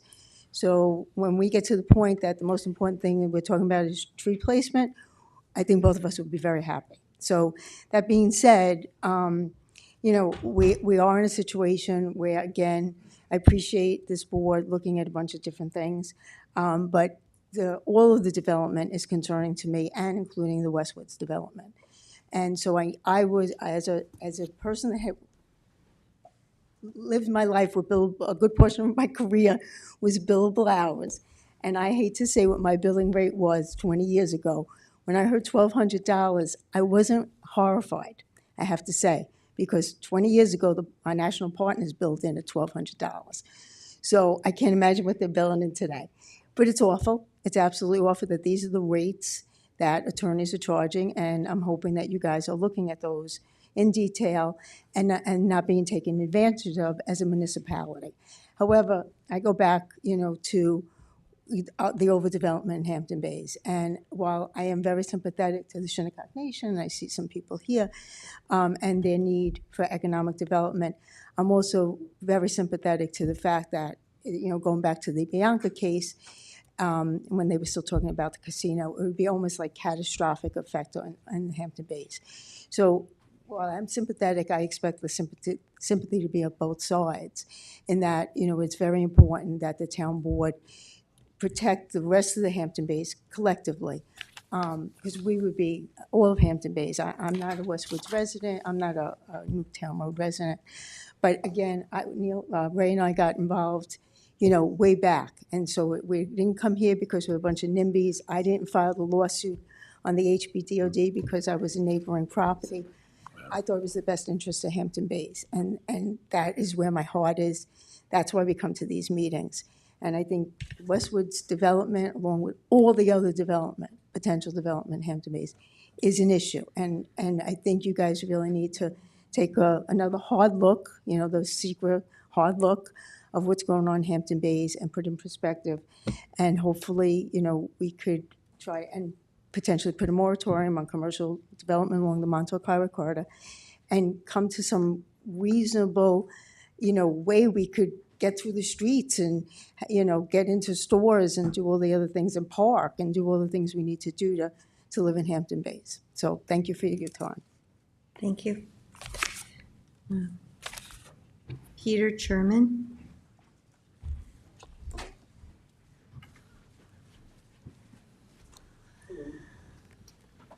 Peter Chorman, Hampton Bays. It's regarding Westwood. First of all, a little bit about myself. I study Aboriginal rights and ancient cultures. It's a passion of mine. So around the world, this year I visited 4 areas around the world, just to sympathize and understand people's rights and help in their path forward through those. On the other side of the coin, I'm a registered architect over 40 years in New York. And I understand what the zoning says and how it applies to how property is owned over time. And to me, it's clear that the zoning does apply. I do sympathize, as I said, with the Shinnecock Nation especially, and I'm willing to help in any way I can to assist with where I can. I've spoken to Brian Polite before. Anyway, I support the continued legislation because I believe it's the right thing, and that's the thing within myself, like I said, trying to support rights as well as what the zoning says. So that's it. Thank you. Thank you. Thank you, Peter. Lynn Murcott. What about Gail? You're not going to pass. Gail never does. Besides, you guys missed her, I know. She's the nice one. Who said that? You, Bill? Gail Marcotte, Hampton Bays. First of all, I'd like to start by thanking the board members who have approved the lawsuit going forward. I know you spent 3 hours, I think, last week or something in court. We appreciate that also. Like most people, the woman that came on and spoke, I don't know exactly where she lives, but I know she doesn't live where we live. She doesn't live my property, backs Westwoods. As far as we've always known, and I've said it here before, Westwoods is not their property. Now, that's not up to me to determine, but it's up to somebody to prove to me that it is, because it never has been as far as we know. They've traded it. There's a toppings deed in the 1600s. The land doesn't belong to them anymore, and if somebody determines that it does, then certainly it's under regulation of the town. Building on that property, and we know that even the parking situation as of last week or whatever, that's just the start of what's happening here. You know, the nation says we can do whatever we want here, and the town is saying, no, you can't. We appreciate the fact that the town has the lawsuit going. So far, we've been successful in, every step of the way. Okay, I mean, I look forward to the day when this is finally resolved and resolved for good, and I can go back to being retired and enjoying my life. But aside from that, I think that the people who speak in favor of that don't live here, don't live next to it, and certainly if it was in their backyard, and as I said, my property backs Westwoods, if it was in their backyard, they would not want to see a travel plaza or a casino, years of building, dust, the trucks and everything else. We don't want to see that. I think that's understandable to anyone. And again, I want to thank the town board, those of you that are in favor of continuing with this, because I think the bottom line here is all of us need an answer and a resolution to what goes on here. A lot of people in Hampton Bays don't even realize what they're looking at. We have roads now that you can't move. 5 o'clock, even here, coming in and out of Southampton, you can't even move. You add a casino to that, and nobody will leave their houses at all. So, and I do not believe, I would like to help the nation succeed in whatever, they want to, but in the right place. And that's not here in Hampton Bays. We can't afford that.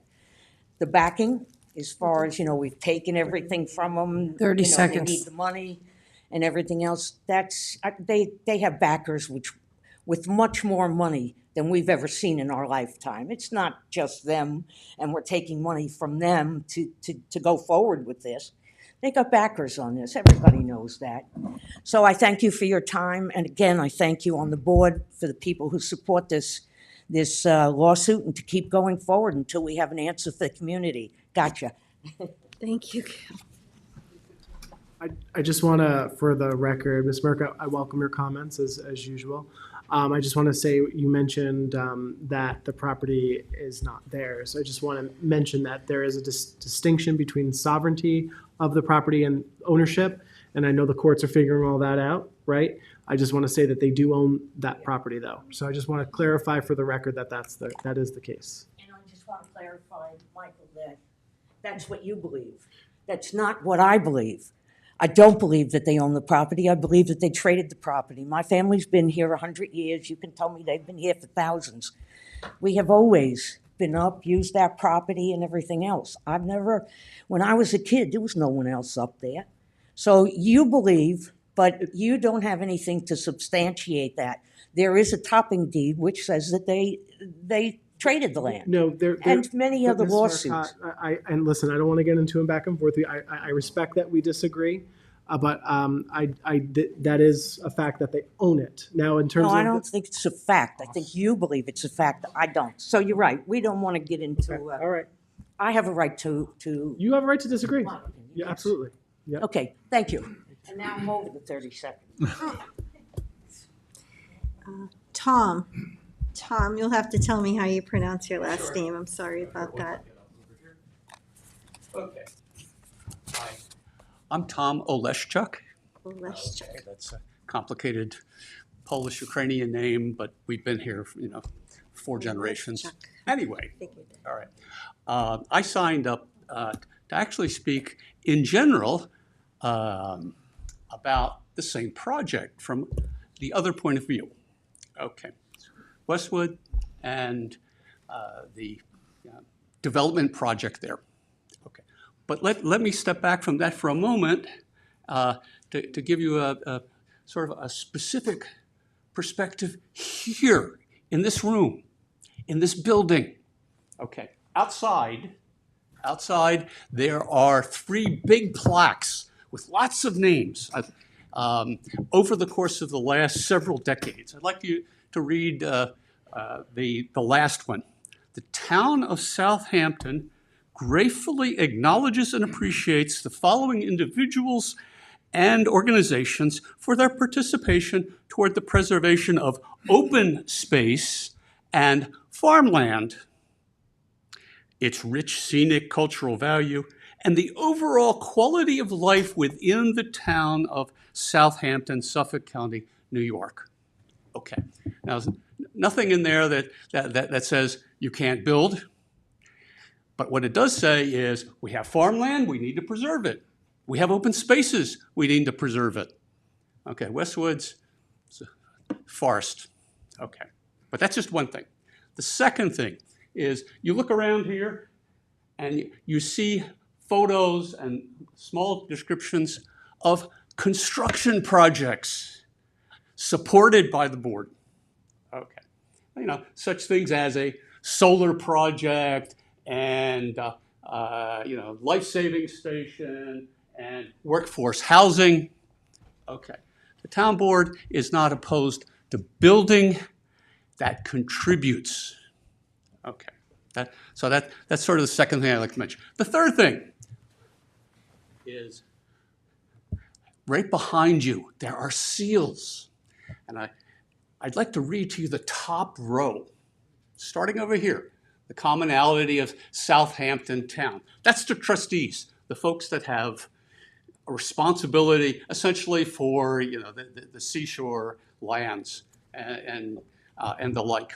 The village of Southampton, that's where we are now. Right next to it, the state of New York. Right next to that is the first English settlement in the state of New York, town of Southampton, seal. 30 and seconds. Right next to that is the seal of the Shinnecock Nation. All the other villages and such are below. What this suggests is that at some level, the town and the state recognize the importance of the Shinnecock Nation, historically and as a community. Now, it also happens to be the poorest community of any in this county. Okay, you take a look at census figures, and a huge percentage, something like 40 or 50% of the people that live on the reservation are below poverty levels. Okay, we have billionaires here. The average income, I don't know exactly what it is, but I would venture that it's at least average 75 to 100,000. And yet we have in our midst, we have people living very, very poor, tough lives. Okay. Now, the Westwood project represents an attempt to pull up the community by its bootstraps. Okay. This is not the first time that others outside of the Shinnecock Nation have said, oh, we don't want this. We don't want this. Okay. If you look back 60 years ago, actually it's probably 40. Yeah, it's probably 60 years ago. There was opposition to putting up tobacco stores along Montauk Highway on the reservation. There was opposition to that. We don't want it. It's going to be terrible. And yet, it was an attempt. It was an attempt to pull up by loose. It didn't take off in the way that it could have. But it's something that I think the town board has to consider. Tom, That is to please say- wrap it up. You're way over the 3 Okay, minutes. all right. So Anyway, I would urge the town board to actually reconsider the legal action and try and come together with that fourth unit on the wall. Thank you. Thank you. Okay, Heidi, Rain. Looks like Rain. Hello, I'm Heidi Rain, or Heidi Rain Leschuk, or Heidi Leschuk. I'm a lot of things. But I also am a resident of Southampton. My husband and I have lived here for 13 blissful years. This is paradise on earth, and I think everyone in this room knows that. Everyone out here knows that. It's not a secret. And I think we need to cherish that.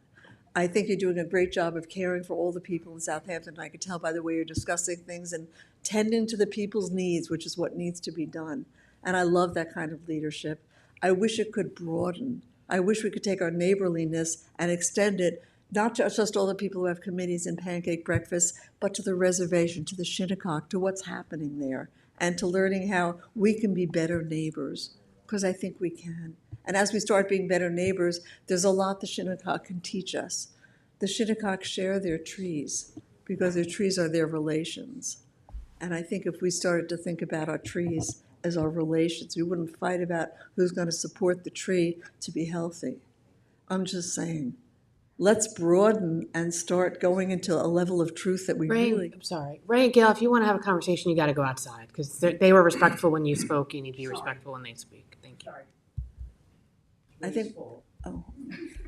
think we need to widen not only our sense of neighborliness, but our sense of truth. We need that in this country now. And this is a strong community, a very strong community. And I think we could be leaders in truth. And truth is knowing our history, not just all the history of all the colonial things you see, but the deep history. I don't think we've gotten deep enough into the deep history, which is the Shinnecock people. And there are Shinnecock people there ready to educate you, any of you, at any time, to have a town board meeting on various aspects of Shinnecock culture. Bring the town together. We need an example of that in the world. And we can learn more from the Shinnecock. We can learn to be better people. Thank you. Thank you. Thank you. Oh, Ray D'Angelo.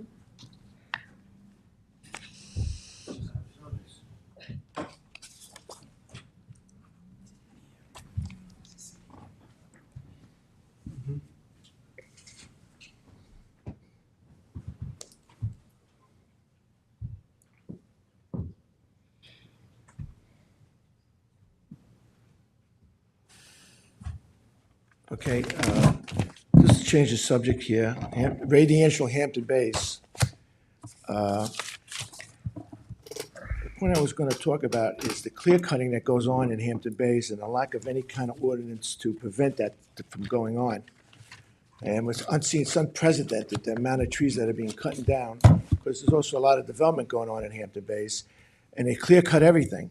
And right on my block, I guess it's maybe 3/4 of an acre, maybe not even 3/4 of an acre. And I can't go in the back of the property, but they took down 32 trees in the front and probably maybe 20 in the back. And these were big diameter trees.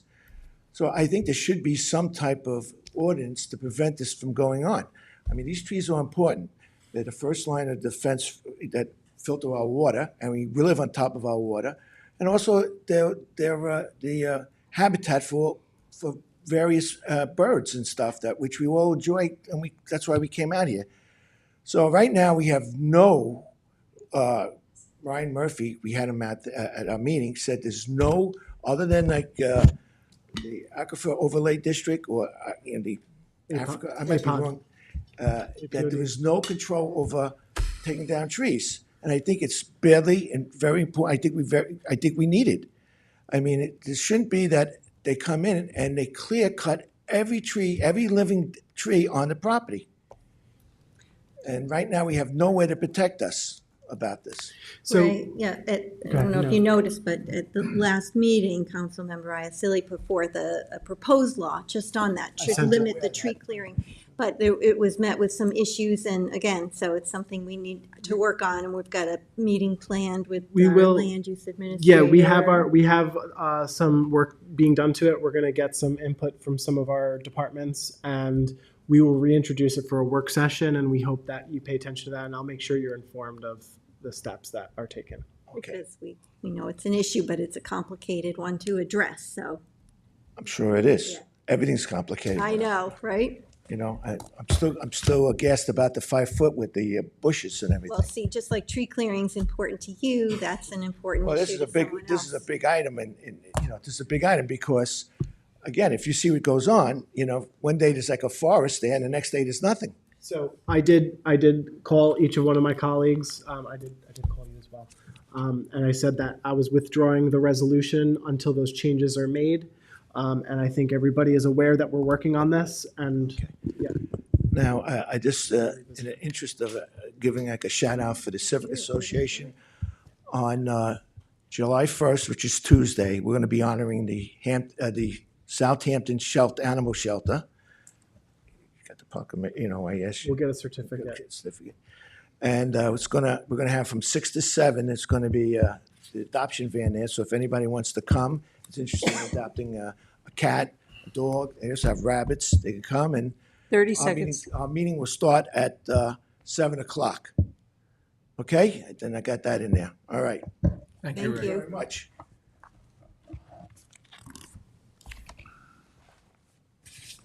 Sorry, I'm slow moving. Take your time. Lance Guntz.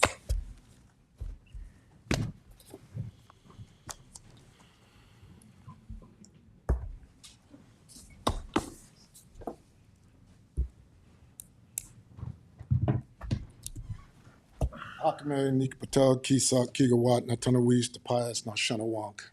Good evening, Town Board.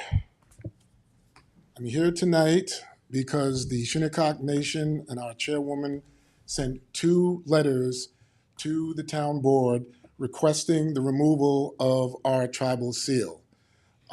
We tried to do that in private so that it wouldn't be public. Now I'm here at a public hearing to publicly request the removal of our town seal. We are no longer going to participate in this town and the things that they are doing. It has become abundantly clear to the nation that we are not respected as a government, as a nation, and we no longer want to deal with the hypocrisy that people talk about. Being good neighbors, that's a joke. We've been the good neighbors for 400 years.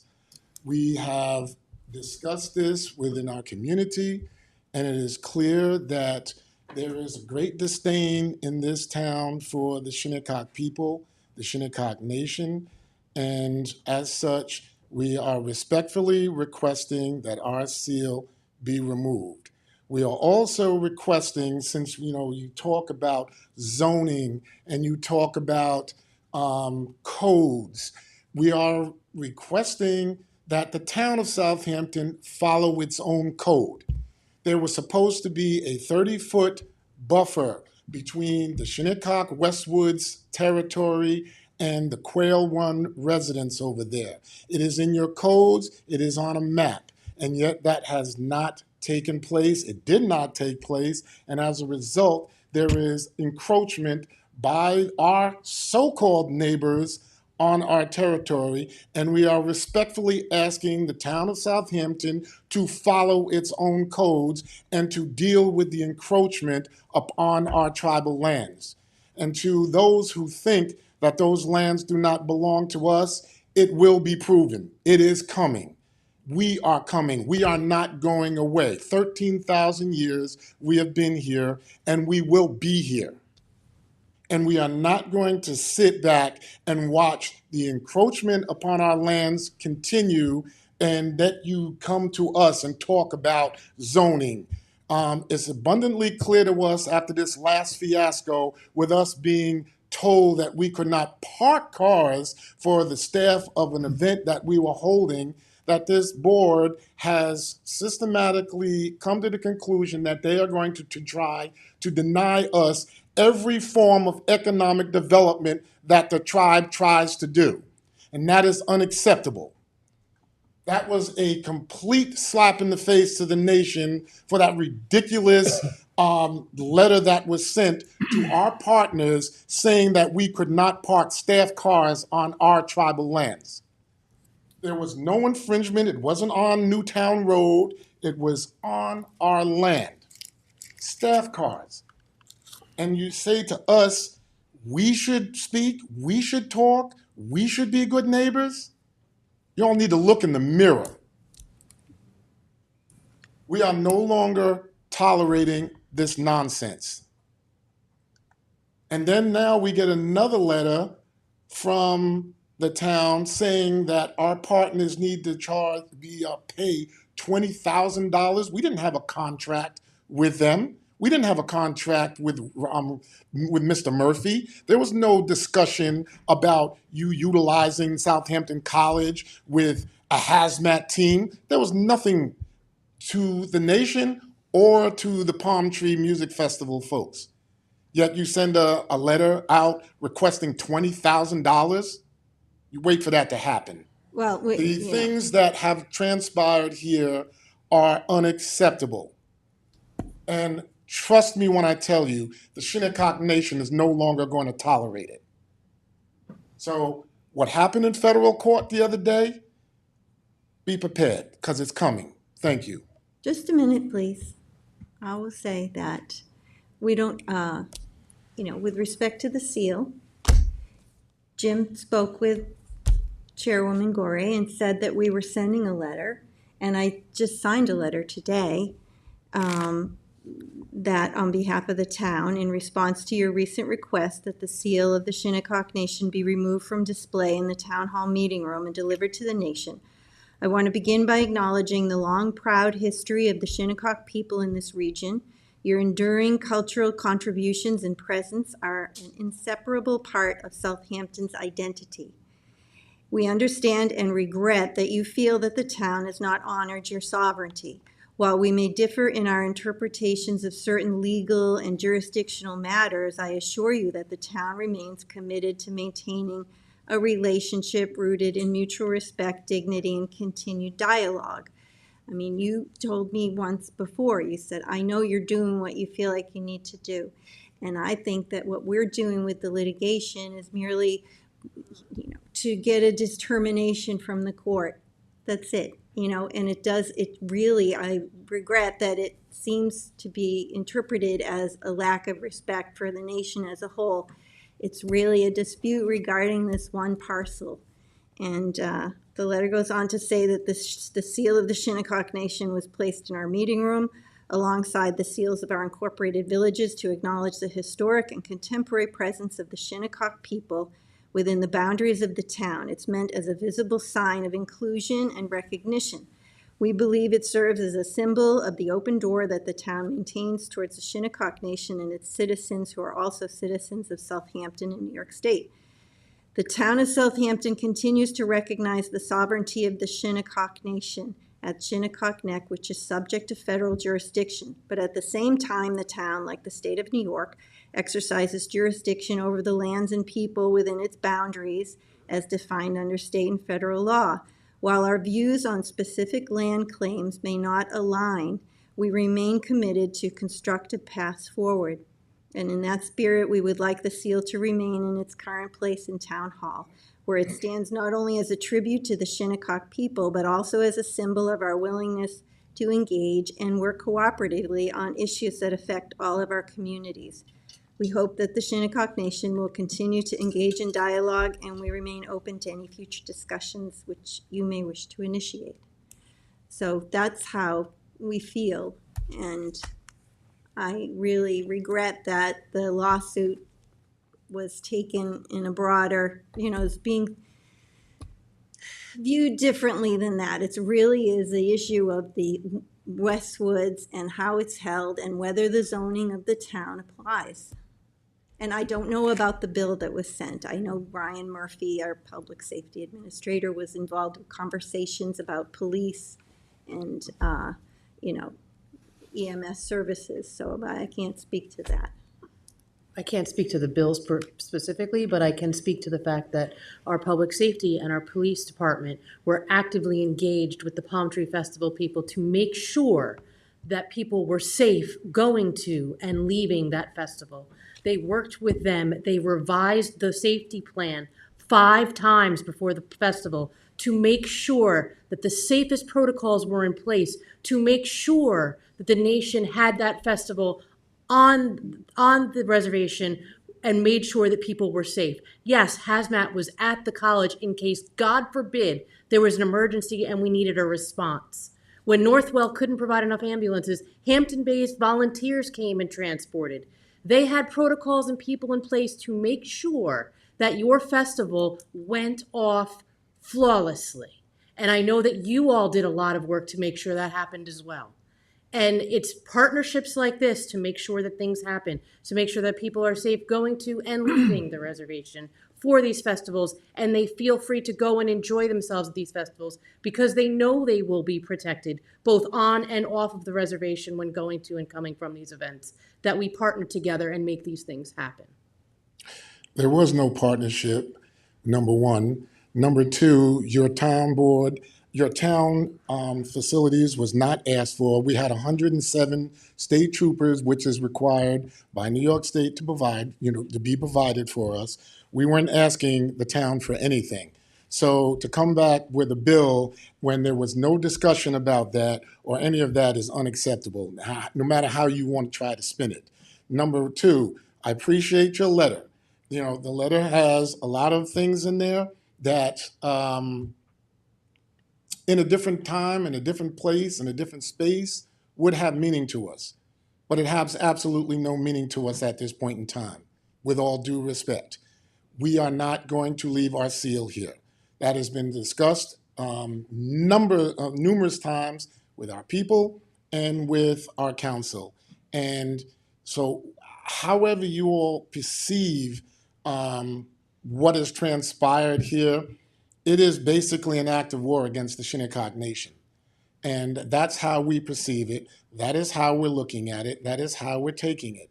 So I understand that there is this belief, but it didn't start here. And I think that's where the big disconnect comes.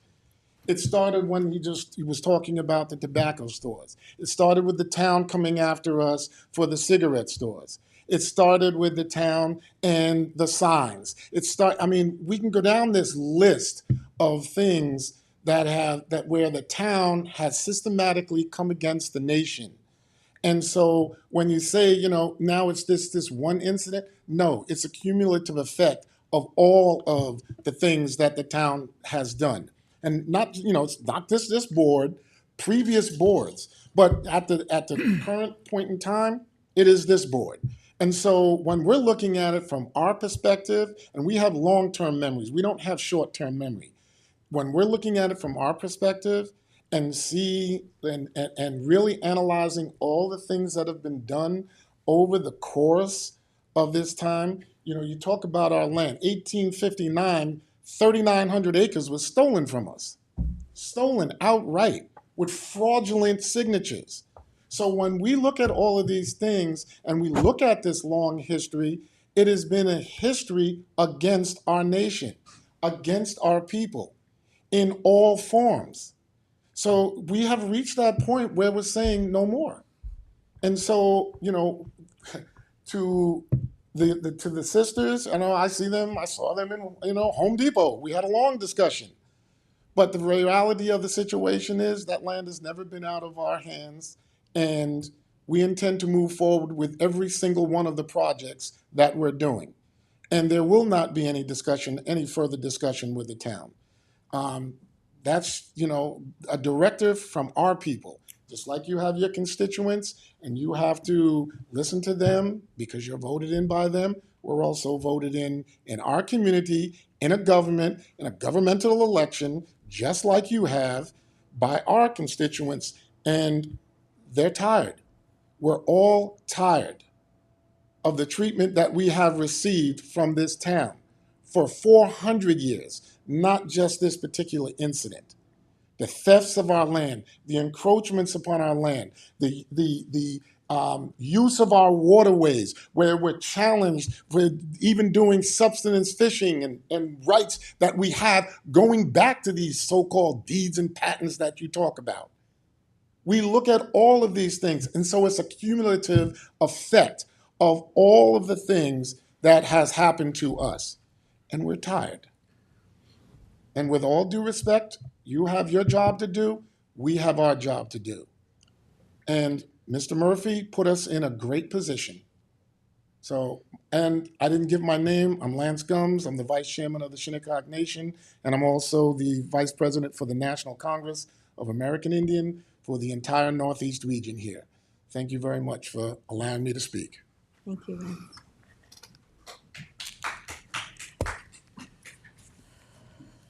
All right. Kevin, is there anyone on Zoom for public portion? I have 2 hands up.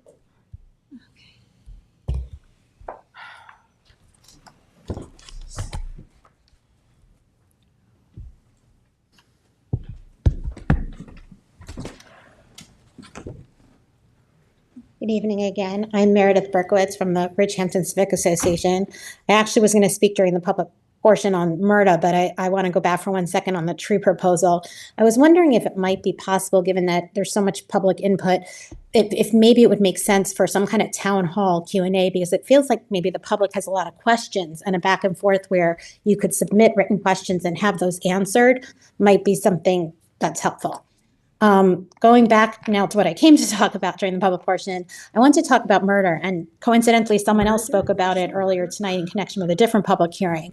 But we've been talking a lot about it because it was a situation where, by doing nothing, the prior town supervisor effectively made a choice, along with some of the council members at that time, that has impacted us all, and it wasn't done correctly. There should have been a hearing. There was a lot of public opposition. I did a FOIL request. There were a lot of letters, a lot of members of the public who spoke against it, or at least asked and begged, to be honest, the supervisor to adopt a wait and see attitude, as you could always opt in later to the MRTA and to just wait and see what happened and to understand all of the regulations, which weren't final at that time. But he chose not to, and he forced it through as one of his last efforts here at Southampton as the town supervisor. And so despite the written public opposition, they deliberately and intentionally suppressed a public input on it and have now put us in the position that we are, where you're seeing a lot of communities frustrated and objecting to the fact that it's the unincorporated hamlets that didn't have their own control over land use that couldn't opt out because he made the decision for them. And that's unfortunate, but that is why there's a lot of frustration. And from our end in the Civic Association, we wanted to raise again the question of, is there something we can do about it? We understand from Fred Thiel that there is a way to petition New York State to ask that this be reconsidered. And we're wondering I think we came here once before to ask the same thing, if there would be support on the town board, this town board, for helping us to do that and to try and unwind this terrible situation that we find ourselves in. Thank you very much for your time. Thank you. Thank you. I think when Assemblyman Thiel said that, he was talking about petitioning the state to change the law, not to just reverse this town's decision. I think, well, we could clarify that for you, but we had a conversation with him, Pamela and I did, and in that conversation, he seemed to think there was a way that we could ask, because of the way it was adopted without a public hearing, that we might be able to ask the New York State Legislature, petition them to allow us to to change the situation, a special exception, I think he called it. I can go back to my notes and send you something in writing of exactly what he said. Because I believe Councilmember Iacilli reached out to our new assemblyman and asked that question, and well, unfortunately, our new assemblyman was one of the people on that board who was sitting right by Jay's side, pushed it through without a public hearing. Well, So you know what, it didn't they get, my understanding, and of course I wasn't here, but I thought that the deadline, just if you don't take action before the end of the year, then you're deemed in. So That's I right, don't but think I I don't think a resolution was actually passed. I think just. No, the there deadline wasn't, and that's how expired. they got around a public hearing, is that by not doing anything and not taking action, they technically didn't have to hold a public hearing, right? But there was a lot of public opposition, and a lot of other municipalities in Long Island in particular held those public hearings. Even if they weren't going to opt out and did opt in, they still gave the public a chance to speak and they took input. But that board, Tommy John and Jay together, really wanted this and wanted this for the tax dollars, and have sort of foisted it upon all of us who are now bearing its consequences while they're now both gone. So, it doesn't surprise me that he would say that there's little support for that. But Well, if you have something from Assemblyman Thiel, you please send it and we'll take a I would look. love to. Thank you. Yeah. We will. It wasn't determined that there was little support for it. I just want to clarify, since the supervisor mentioned that I reached out to Assemblyman Scavone, I also included Senator Palumbo as well.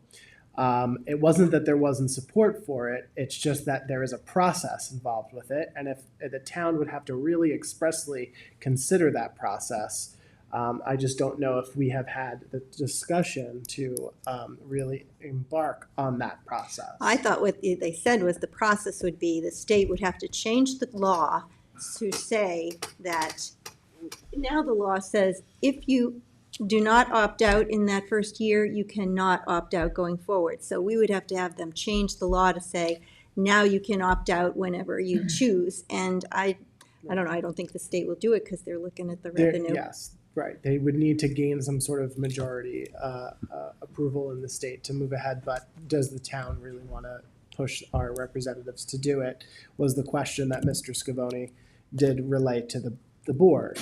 I don't think he said that there would be no support, although I think one can conjecture that there probably wouldn't be. Okay, if I said that, then I misspoke. I'm just saying. Yeah. All right. Well, we'll see what she sends us. Kevin, was there someone else to bring on? Yes, we have two more people.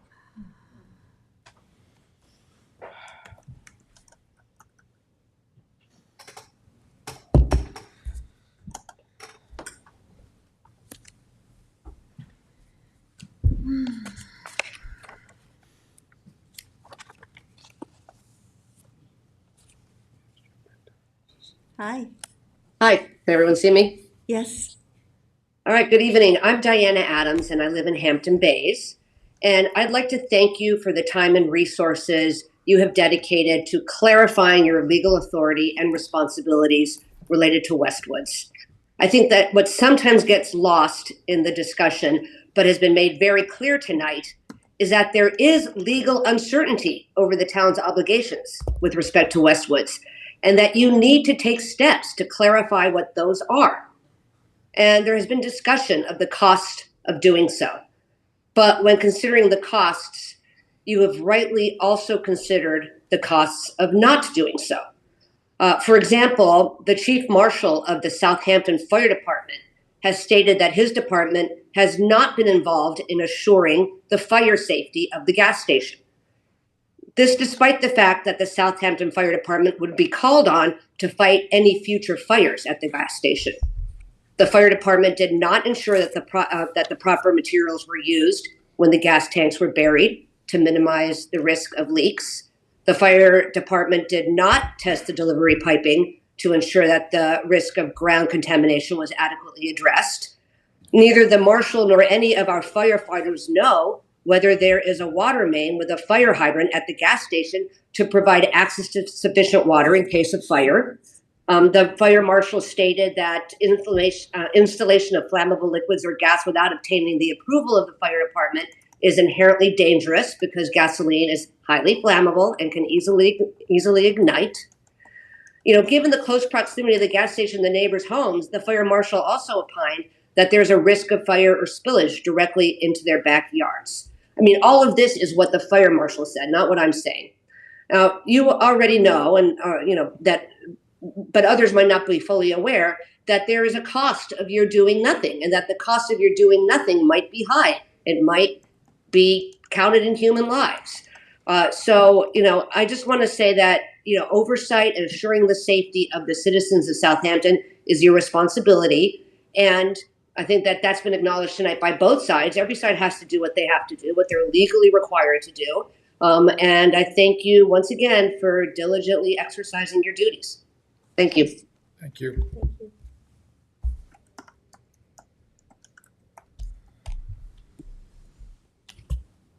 One more person.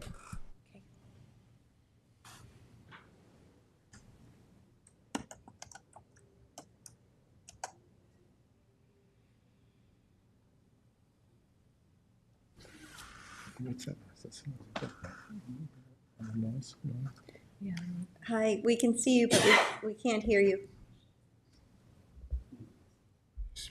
Can you hear me now? Yes.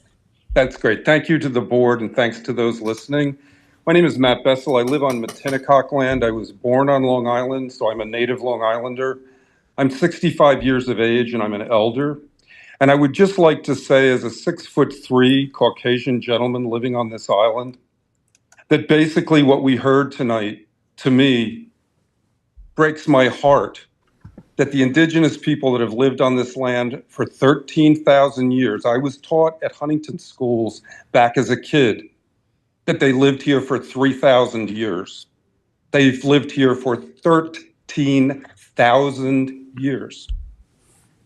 And I ask the board and those who heard Mr. Gumbs speak to realize what you have been asked, to remove their seal from your walls.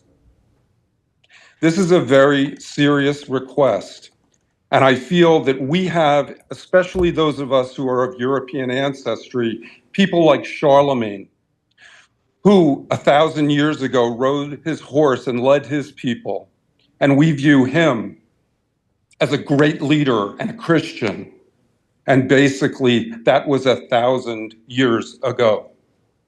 What Southampton and its people are being asked, to my heart, is to listen to the indigenous people of this land that welcomed our European ancestors to this land, this Paumanok. And I really think the lawsuit needs to be reconsidered. Maybe if you humble yourselves and begin to speak with your neighbors, the Shinnecock, who have lived here for 13,000 years, in a way where they can understand and see that you want to work with them in a good way to honor and let them use the land that they have owned for 13,000 years. That would deeply, perhaps, help heal this. My heart hurts, and I feel for the people of Long Island, the people of Southampton, and for the Shinnecock. To hear Mr. Gumbs mention the word war touches my heart deeply, but they are exhausted by the European American impact on their people. Thank you. Thank you.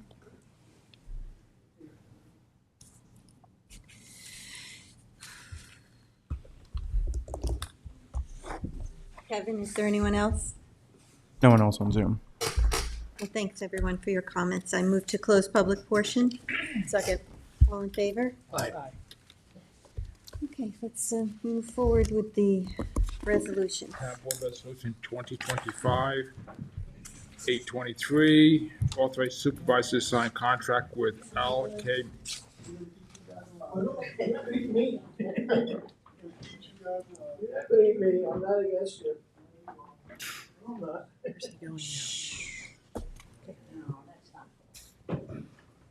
Okay, Continue. Bill, thank you. L.K. McLean, Associate Engineer and Survey, DPC, provide construction support and construction inspection for the service of the interceptic improvement of Tuckahoe Road at Sabonic Road. Second. All in favor? Aye. Authorize supervisor to sign contract with L.K. McLean, Associate Engineer to survey to provide professional engineer service for traffic study and intersection of Old County Road and Vail Avenue in East Quogue. Second, and Bill, on this, I just want to thank you for putting this forward. This has come up in East Quogue for stop signs here for years when I was on the chair in the CAC, and I'm happy that Charlie is actually looking into this. Yes, actually, that's a bad corner because I remember Vail Corner when my wife had a deli. Charlie's actually done a lot of things in East Quogue, so it's much appreciated. Did you second that, Cindy? Yes. All in favor? Aye. Town Board Resolution 2025-825 to authorize the supervisor to sign a contract with LK McLean Associates Engineering and Surveying, DPC, to provide professional services related to the Town Hall Masonry Restoration Project. Second. All in favor? Aye. Town Board Resolution 2025-826 to authorize the supervisor to sign a contract with Source Pass Contemporary LLC to provide engineering support services. Second. All in favor? Aye. Town Board Resolution 827 of 2025, authorize supervisor to sign catering contract for a senior services holiday party. Second. All in favor? Aye. Town Board Resolution 828 of 2025, authorize supervisor to sign contract amendment with Passport Labs, Inc. to furnish and install integrated parking management. Second. All in favor? Aye. Town Board Resolution 2025-830 to authorize the purchase of door and closer repairs with Eastern Door and Hardware, Inc., using the Suffolk County contract. You skipped one. I'll go back. Finish this one. What? We'll finish this one, and then we're Oh, gonna go all back. in favor? Aye. I'm sorry, who was the second on this? Myself. Town Board Resolution 829 of 2025, co-sponsored with Councilwoman McNamara, authorized supervisor to sign a media license agreement with the Cornell Lab of Ornithology to provide photographs of bird species to create interpretive signage. Second. All in Ooh, favor? and may I be added to that? Myself too. Oh, put us all on. Sorry, thank you. Signage? Thank you for introducing that, but that's really great. Wow. Yeah. I can hang them up on my wall. Town Board Resolution 2025. We didn't vote. We didn't vote, yeah. All in favor? Aye. Town Board Resolution 2025, it's been a long night. 831, authorize the purchase of ground maintenance equipment and solution from Mavizi Equipment Corp., Inc., using Sourcewell contract. Second. All in favor? Aye. Town Board Resolution 2025-832 to authorize the supervisor to execute an agreement with Questica Software, Inc. Second. All in favor? Aye. Town Board Resolution 833 of 2025, authorize the supervisor to sign a contract with Nursing Sisters Home Care, DBA Catholic Home Care, to provide expanded in-home services for the elderly program to town of Southampton residents. Second. All in favor? Aye. Town Board Resolution 834 of 2025, authorize the supervisor to sign an agreement with Municipal Valuation Services, Inc. to provide individual sales ratio studies. Second. All in favor? Aye. Town Board Resolution 2025-835 to authorize the supervisor to sign an agreement with Thompson Reuters to provide Westlaw Precision online subscription services for the town attorney's office. Second. All in favor? Aye. Aye. Thank you very much. Town Board Resolution 2025-836. I'd like to table this. We're going to have a work session on it this Thursday on the 26th, and so I'll table it to July 8th meeting. Second. All in favor? Aye. Town Board Resolution 2025-837 to declare items surplus and authorize disposal of vehicles and equipment. Second. All in favor? Aye. Town Board Resolution 2025-838, co-sponsored by Councilmember Iacilli. The 2025 notice to bidders for Southampton Animal Shelter kennel replacement. Second. All in favor? Aye. Sunday, could I be added to that since I Myself, too. started that? Everybody? Oh, Lord. We better get those bids back and award the bid right away, because we have to get that started. Town Board Resolution 2025-839 to accept the 2024 audited financial statements from Naraki Smith LLP for the town of Southampton, and to authorize the town clerk to publish a notice of 2024 financial report. Second. All in favor? Aye. Town Board Resolution 2025-840 to accept the December 31st, 2024 Community Preservation Fund audit from Cullen and Danowski LLP for the town of Southampton, and to authorize the town clerk to publish a notice of the Community Preservation Fund financial statements and independent auditor's report. Second. All in favor? Aye. Town Board Resolution 2025-841 to accept payment and amend the 2025 capital budget for the West Hampton Activity Center project. Can you add me to that, please? Second. All in favor? Aye. That's to accept the money from the sale of the other building. Almost ready to dig a hole. Town Board Resolution 2025-842, I move to amend. It's to amend the 2025 adopted budget for building and zoning part-time salaries, but there's a few changes on this, and Sunday, you have them? I do, yes. Second to the Yeah, it's amendment? just to, typographical overtime instead of part-time. So, all in favor? Aye. And then I move to amend as adopt as amended. Same second? All in favor? Aye. You all set there? Got it. Town Board Resolution 2025-843 to amend the 2025 adopted budget for legal fees. Second. All in favor? Aye. Abstain. Town Board Resolution 2025-844 to authorize the closure of a capital project.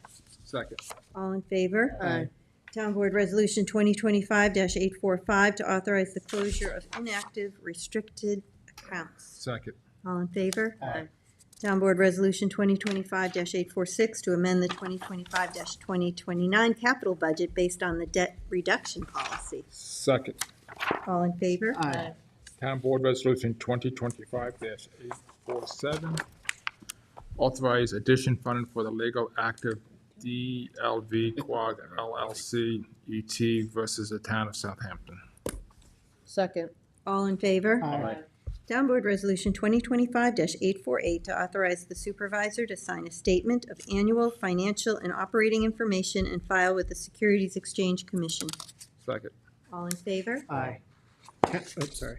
Town Board Resolution 849 of 2025, authorize the town controller to establish a reserve for the Hampton Bays Water District. Second. All in favor? On the motion, hold on, this was, just because we didn't have a bud thing review, so I just wanted to let you know, this was actually the first payment in the DuPont 3M liability litigation that we entered into, and the first payment was $484,995, which will be used for future infrastructure or water improvement projects for the water district. That's great. Yes, this is wonderful. It's been a long time coming. Thank you. That represents about 20% Of the settlement. of this particular settlement. Is there another, There's there's gonna be another? Yes, there are. Yeah. So we have to vote. So this is just a portion of what's to come. This is 20% of this action, but there's other proceedings as well. Wow. Other defendants. So Okay. All in favor? Aye. Town Board Resolution 850, 2025. This is to appoint Dark Skies Advisory Committee for 2025. We just organized a little bit. The committee wanted to add a couple of members and take some people off that haven't been participating. Second. Mm-hmm. Correct. All in favor? Aye. Town Board Resolution 2025-851 to appoint Brian Hallinan to the Architectural Review Board. Second. All in favor? Aye. And Town Board Resolution 2025-852 to appoint Ted Jankowski as Chair of the Architectural Review Board. Second. All in favor? Aye. Town Board Resolution 853 of 2025, accept donation of flags from the East Quogue Beautification Committee. Second. All in favor? Aye. They seem very happy about that, getting the flags for Main Street. Yep, 18 flags are placed on Main Street and the Village Green. Excellent. Town Board Resolution 2025-854, approval of a covenant amendment to relocate a building envelope area within the agricultural reserve area of the map of Meadowview Farm. Second. All in favor? Aye. Town Board Resolution 2025-855, co-sponsored by Council Members Iacilli, Martell, and Pell, to authorize the Peconic Bay Region CPF tax refund pursuant to first-time home buyers exemption for Ricardo Dominguez de Silva. Second. All in favor? Aye. Sunday, could you add me? I don't know why I wasn't on there. Got it. That's good. Town Board Resolution 2025-856 to authorize the sale of town-owned .30 Pine Barrens credits to 1004 Montauk Highway LLC. Second. All in favor? Aye. Sorry you had to wait all this long to hear this. I learned a lot. Town Board Resolution 2025-857, co-sponsored with Councilman McMahon. I'd like to consider a formal zone change request from residents from CR 200 to Light Industry LI 400 for the properties located at 1089 Speonk Riverhead Road and 1129 Speonk Riverhead Road and 1169 Speonk Riverhead Road and 2 Clay Pit Road parcels located in the hamlet of Speonk, Remsenburg, and Eastport. Second, and I'm sorry, I just realized who you were.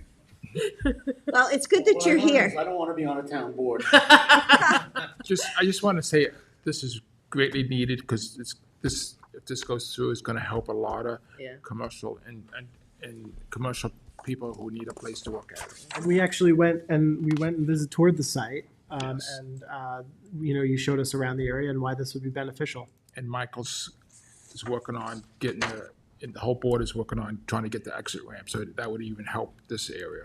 But I do, Right thing, trust me. I do want to have a discussion on this. I'm glad you're here because when the applicant, when you submitted the list of specific LI 40 uses that would not be sought on the property, the list did not include asphalt processing on the additional lots.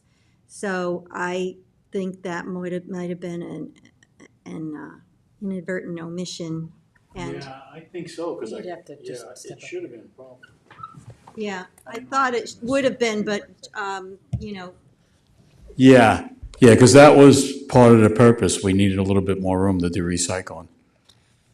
I mean, something we could discuss through the process. We could well, find, why don't we can just have fine tune it. well, why don't we have the elect to consider based on the I don't know that he wants to give it up. revision of the letter. I don't know that he wants to give that use up, and I think he should be able to talk. No, to his not to employer. give up the use of the asphalt processing, but not on the other parcels, just on the parcel that it's on right now. But he came to us with that in there, and I think just in the aspect of, I think he should be able to have a conversation with his attorney and not be called on the spot right here while we're reading a resolution.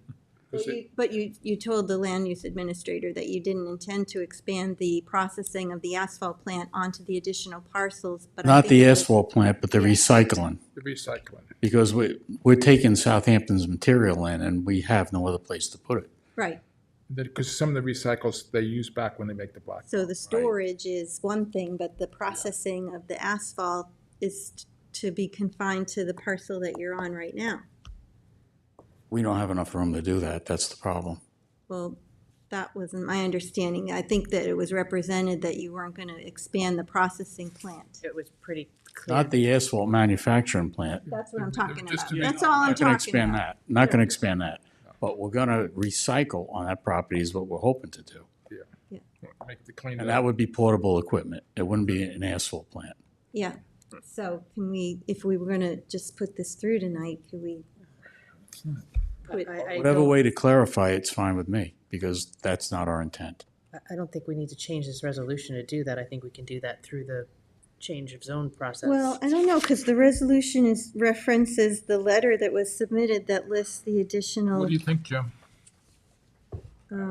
It's an opinion of the board. I mean, I do agree that I think we're going to be going through the change zone process. This is, as we all know, this is just the beginning. All right, you have to go through the secret process and whatnot. Did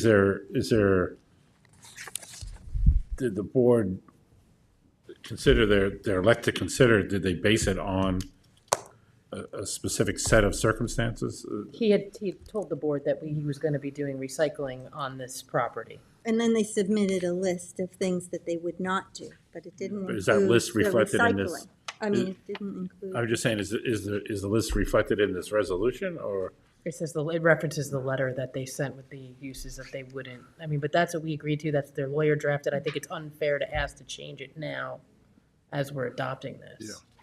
Yeah, but I mean, if you don't, then the whole, every parcel could be then consumed by asphalt manufacturing, which is not the intent, but that's a possibility. I and think don't Mr. think we should do Monaco was saying tonight, right, they're not expanding the asphalt portion onto any of the properties that would be considered for changing. Correct. I think we have that on the record now, so I think we're good. You've had it on the record, so you're basing your elect to consider on a fact inclusive of the other items that are listed in the letter. You're also basing it on the fact that Mr. Montecalvo will not, there's no plans to expand the asphalt plant beyond its current site, and it will not be on the other parcels that are being considered. Plus, through the Just change of zone, recycling. the change of zone will spell out specifically what is and Oh, isn't well, of permitted on course, those at that sites. point, absolutely, yeah, sure. When you make your final decision on a change of zone, it'll be inclusive, but For that to be.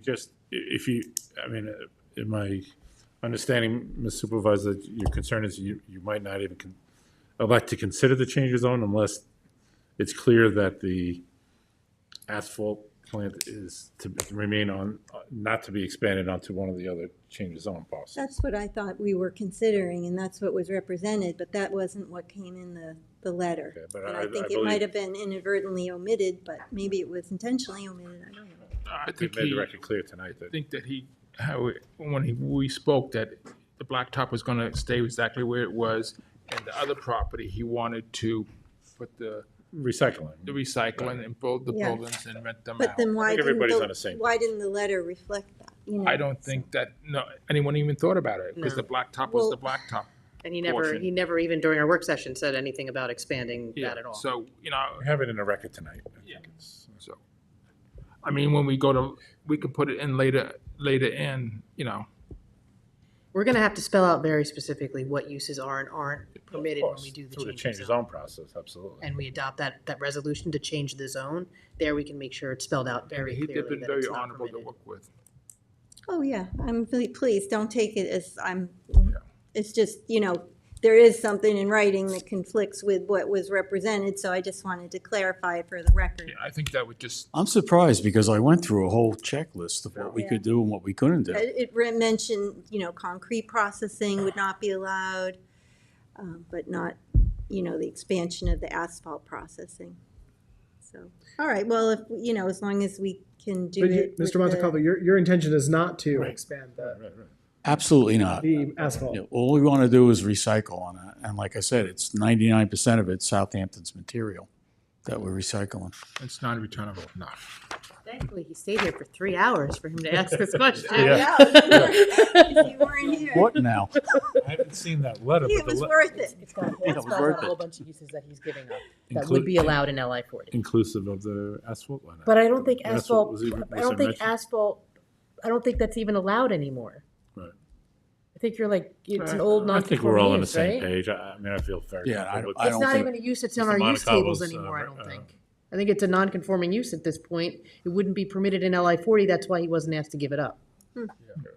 It's probably right. But I think it's very concrete clear is- that Mr. Montecalvo is not going for any expansion of this asphalt plant on the And it's subject on the property record. to be zoned. He stated very clearly tonight, and I think we're all on the same page on that issue. We have a motion in a second. Okay, so Yeah. that's fine, and when we do the change of zone, Yeah, we'll just this is, clarify. no, this is Whatever just the beginning. clarification we have to do, we're willing to do. Thank you. All right, so let's vote, all in favor? Aye. Thanks for your patience. Okay, thank you. Thanks Thank staying. you. Thanks for Thanks for sticking staying. it out. Night, everybody. Good night. You could have taken it out of order. I didn't realize he was here for that until Bill said you stayed. Town Board Resolution 858 of 2025, waive snowmobile fields for Eastport Fire Department. Second, and I'd like to be added as co-sponsor. All in favor? Aye. Town Board Resolution 2025-859 to accept the retirement of Alan Reeves, Assistant Labor Crew Leader in the Highway Department. Second. All in favor? Aye. Well, Sunday, if we're all going to be added on that, please add me Okay. to the prior one. 858. I did add you Thank you. because I had to write really fast. Town Board Resolution 2025-860 to appoint Greg Hansen to Senior Cook in Senior Services. Second. All in favor? Aye. Town Board Resolution 861 of 2025, attend NYAHN Annual Hostage Negotiator Conference in Rochester, New York. Second. All in favor? Aye. Town Board Resolution 862 of 2025, attendance at award ceremony, which should be a better title, to let you know that Christopher Brenner was awarded Dispatcher of the Year at the New York VFW 100th Annual State Convention. Very proud of him. Congratulations. Like to be Second. added on to that too. I'm sorry.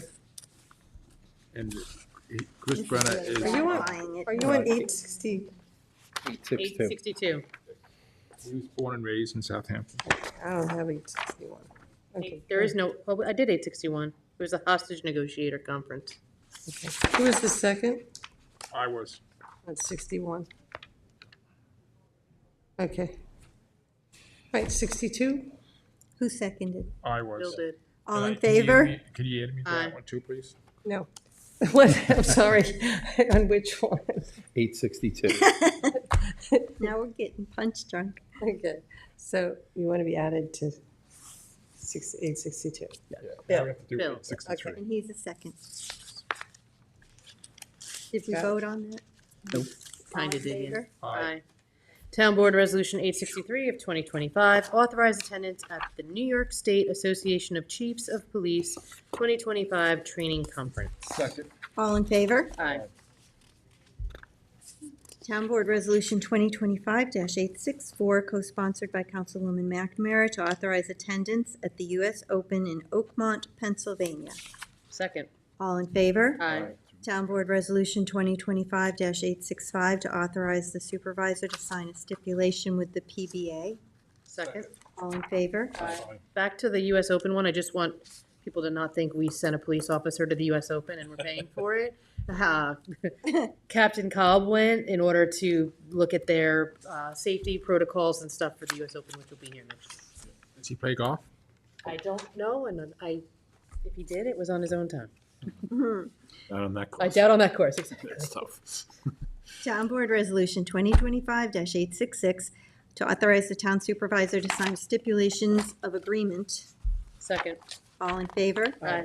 Town Board Resolution 2025-867, co-sponsored by Councilwoman McNamara, a resolution accepting the deed of open space in connection with the planned residential development cluster plan known as Northview Noyak LLC in the hamlet of Noyak. Second. All in favor? Aye.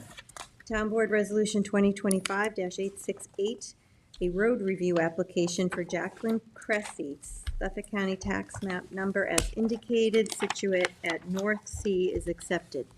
Second. All in favor? Aye. And then we have the three walk-ons. Town Board Resolution ID 50241, notice of public hearing for amendments to Town Code Chapter 143, Article 1, or Article I? Is that Article I or Article 1? Second. Entitled Licensing of Home Improvement Contractors to Further Refine Application and Appeals Procedures. We had a work session on this. We had a work session on it, and then there were some changes that were requested, and some of them are not reflected in this. Sorry. And Janice isn't here, so, Okay. I mean, they're probably Do you know what they are? minimal. Like, there was one that she was gonna add, these probably, we could go to the public hearing and then do it then. Like she said, posting on the town website when somebody's suspended, it said may, and it was gonna be changed to shall, but it didn't get changed. Oh, we can change that during the public hearing process, That's right? easy. Yeah. And then the other one was, she was gonna say that there needed to be a fee for stickers, additional stickers over a certain amount that were gonna be given, so I don't know, that didn't show up, maybe it doesn't. We can need to change be in that, there. too. Yeah, but the rest looks good, so. Okay. Second. All in favor? Aye. And that's Tuesday, July 8th at 1 PM. And then Town Board Resolution ID number 50257, to authorize the town attorney to accept a settlement from PURE Insurance Company for damage to a Southampton Town Police Department vehicle. Second. All in favor? Aye. And Town Board Resolution ID number 50261, which is the warrant number 12, capital number 12, CPF number 12, dated June 24th, 2025. Second. All in favor? Aye. Right. Well, if no one has any other business, Not tonight. and I move to close the meeting. Second. All in favor? Aye. Thanks, everyone.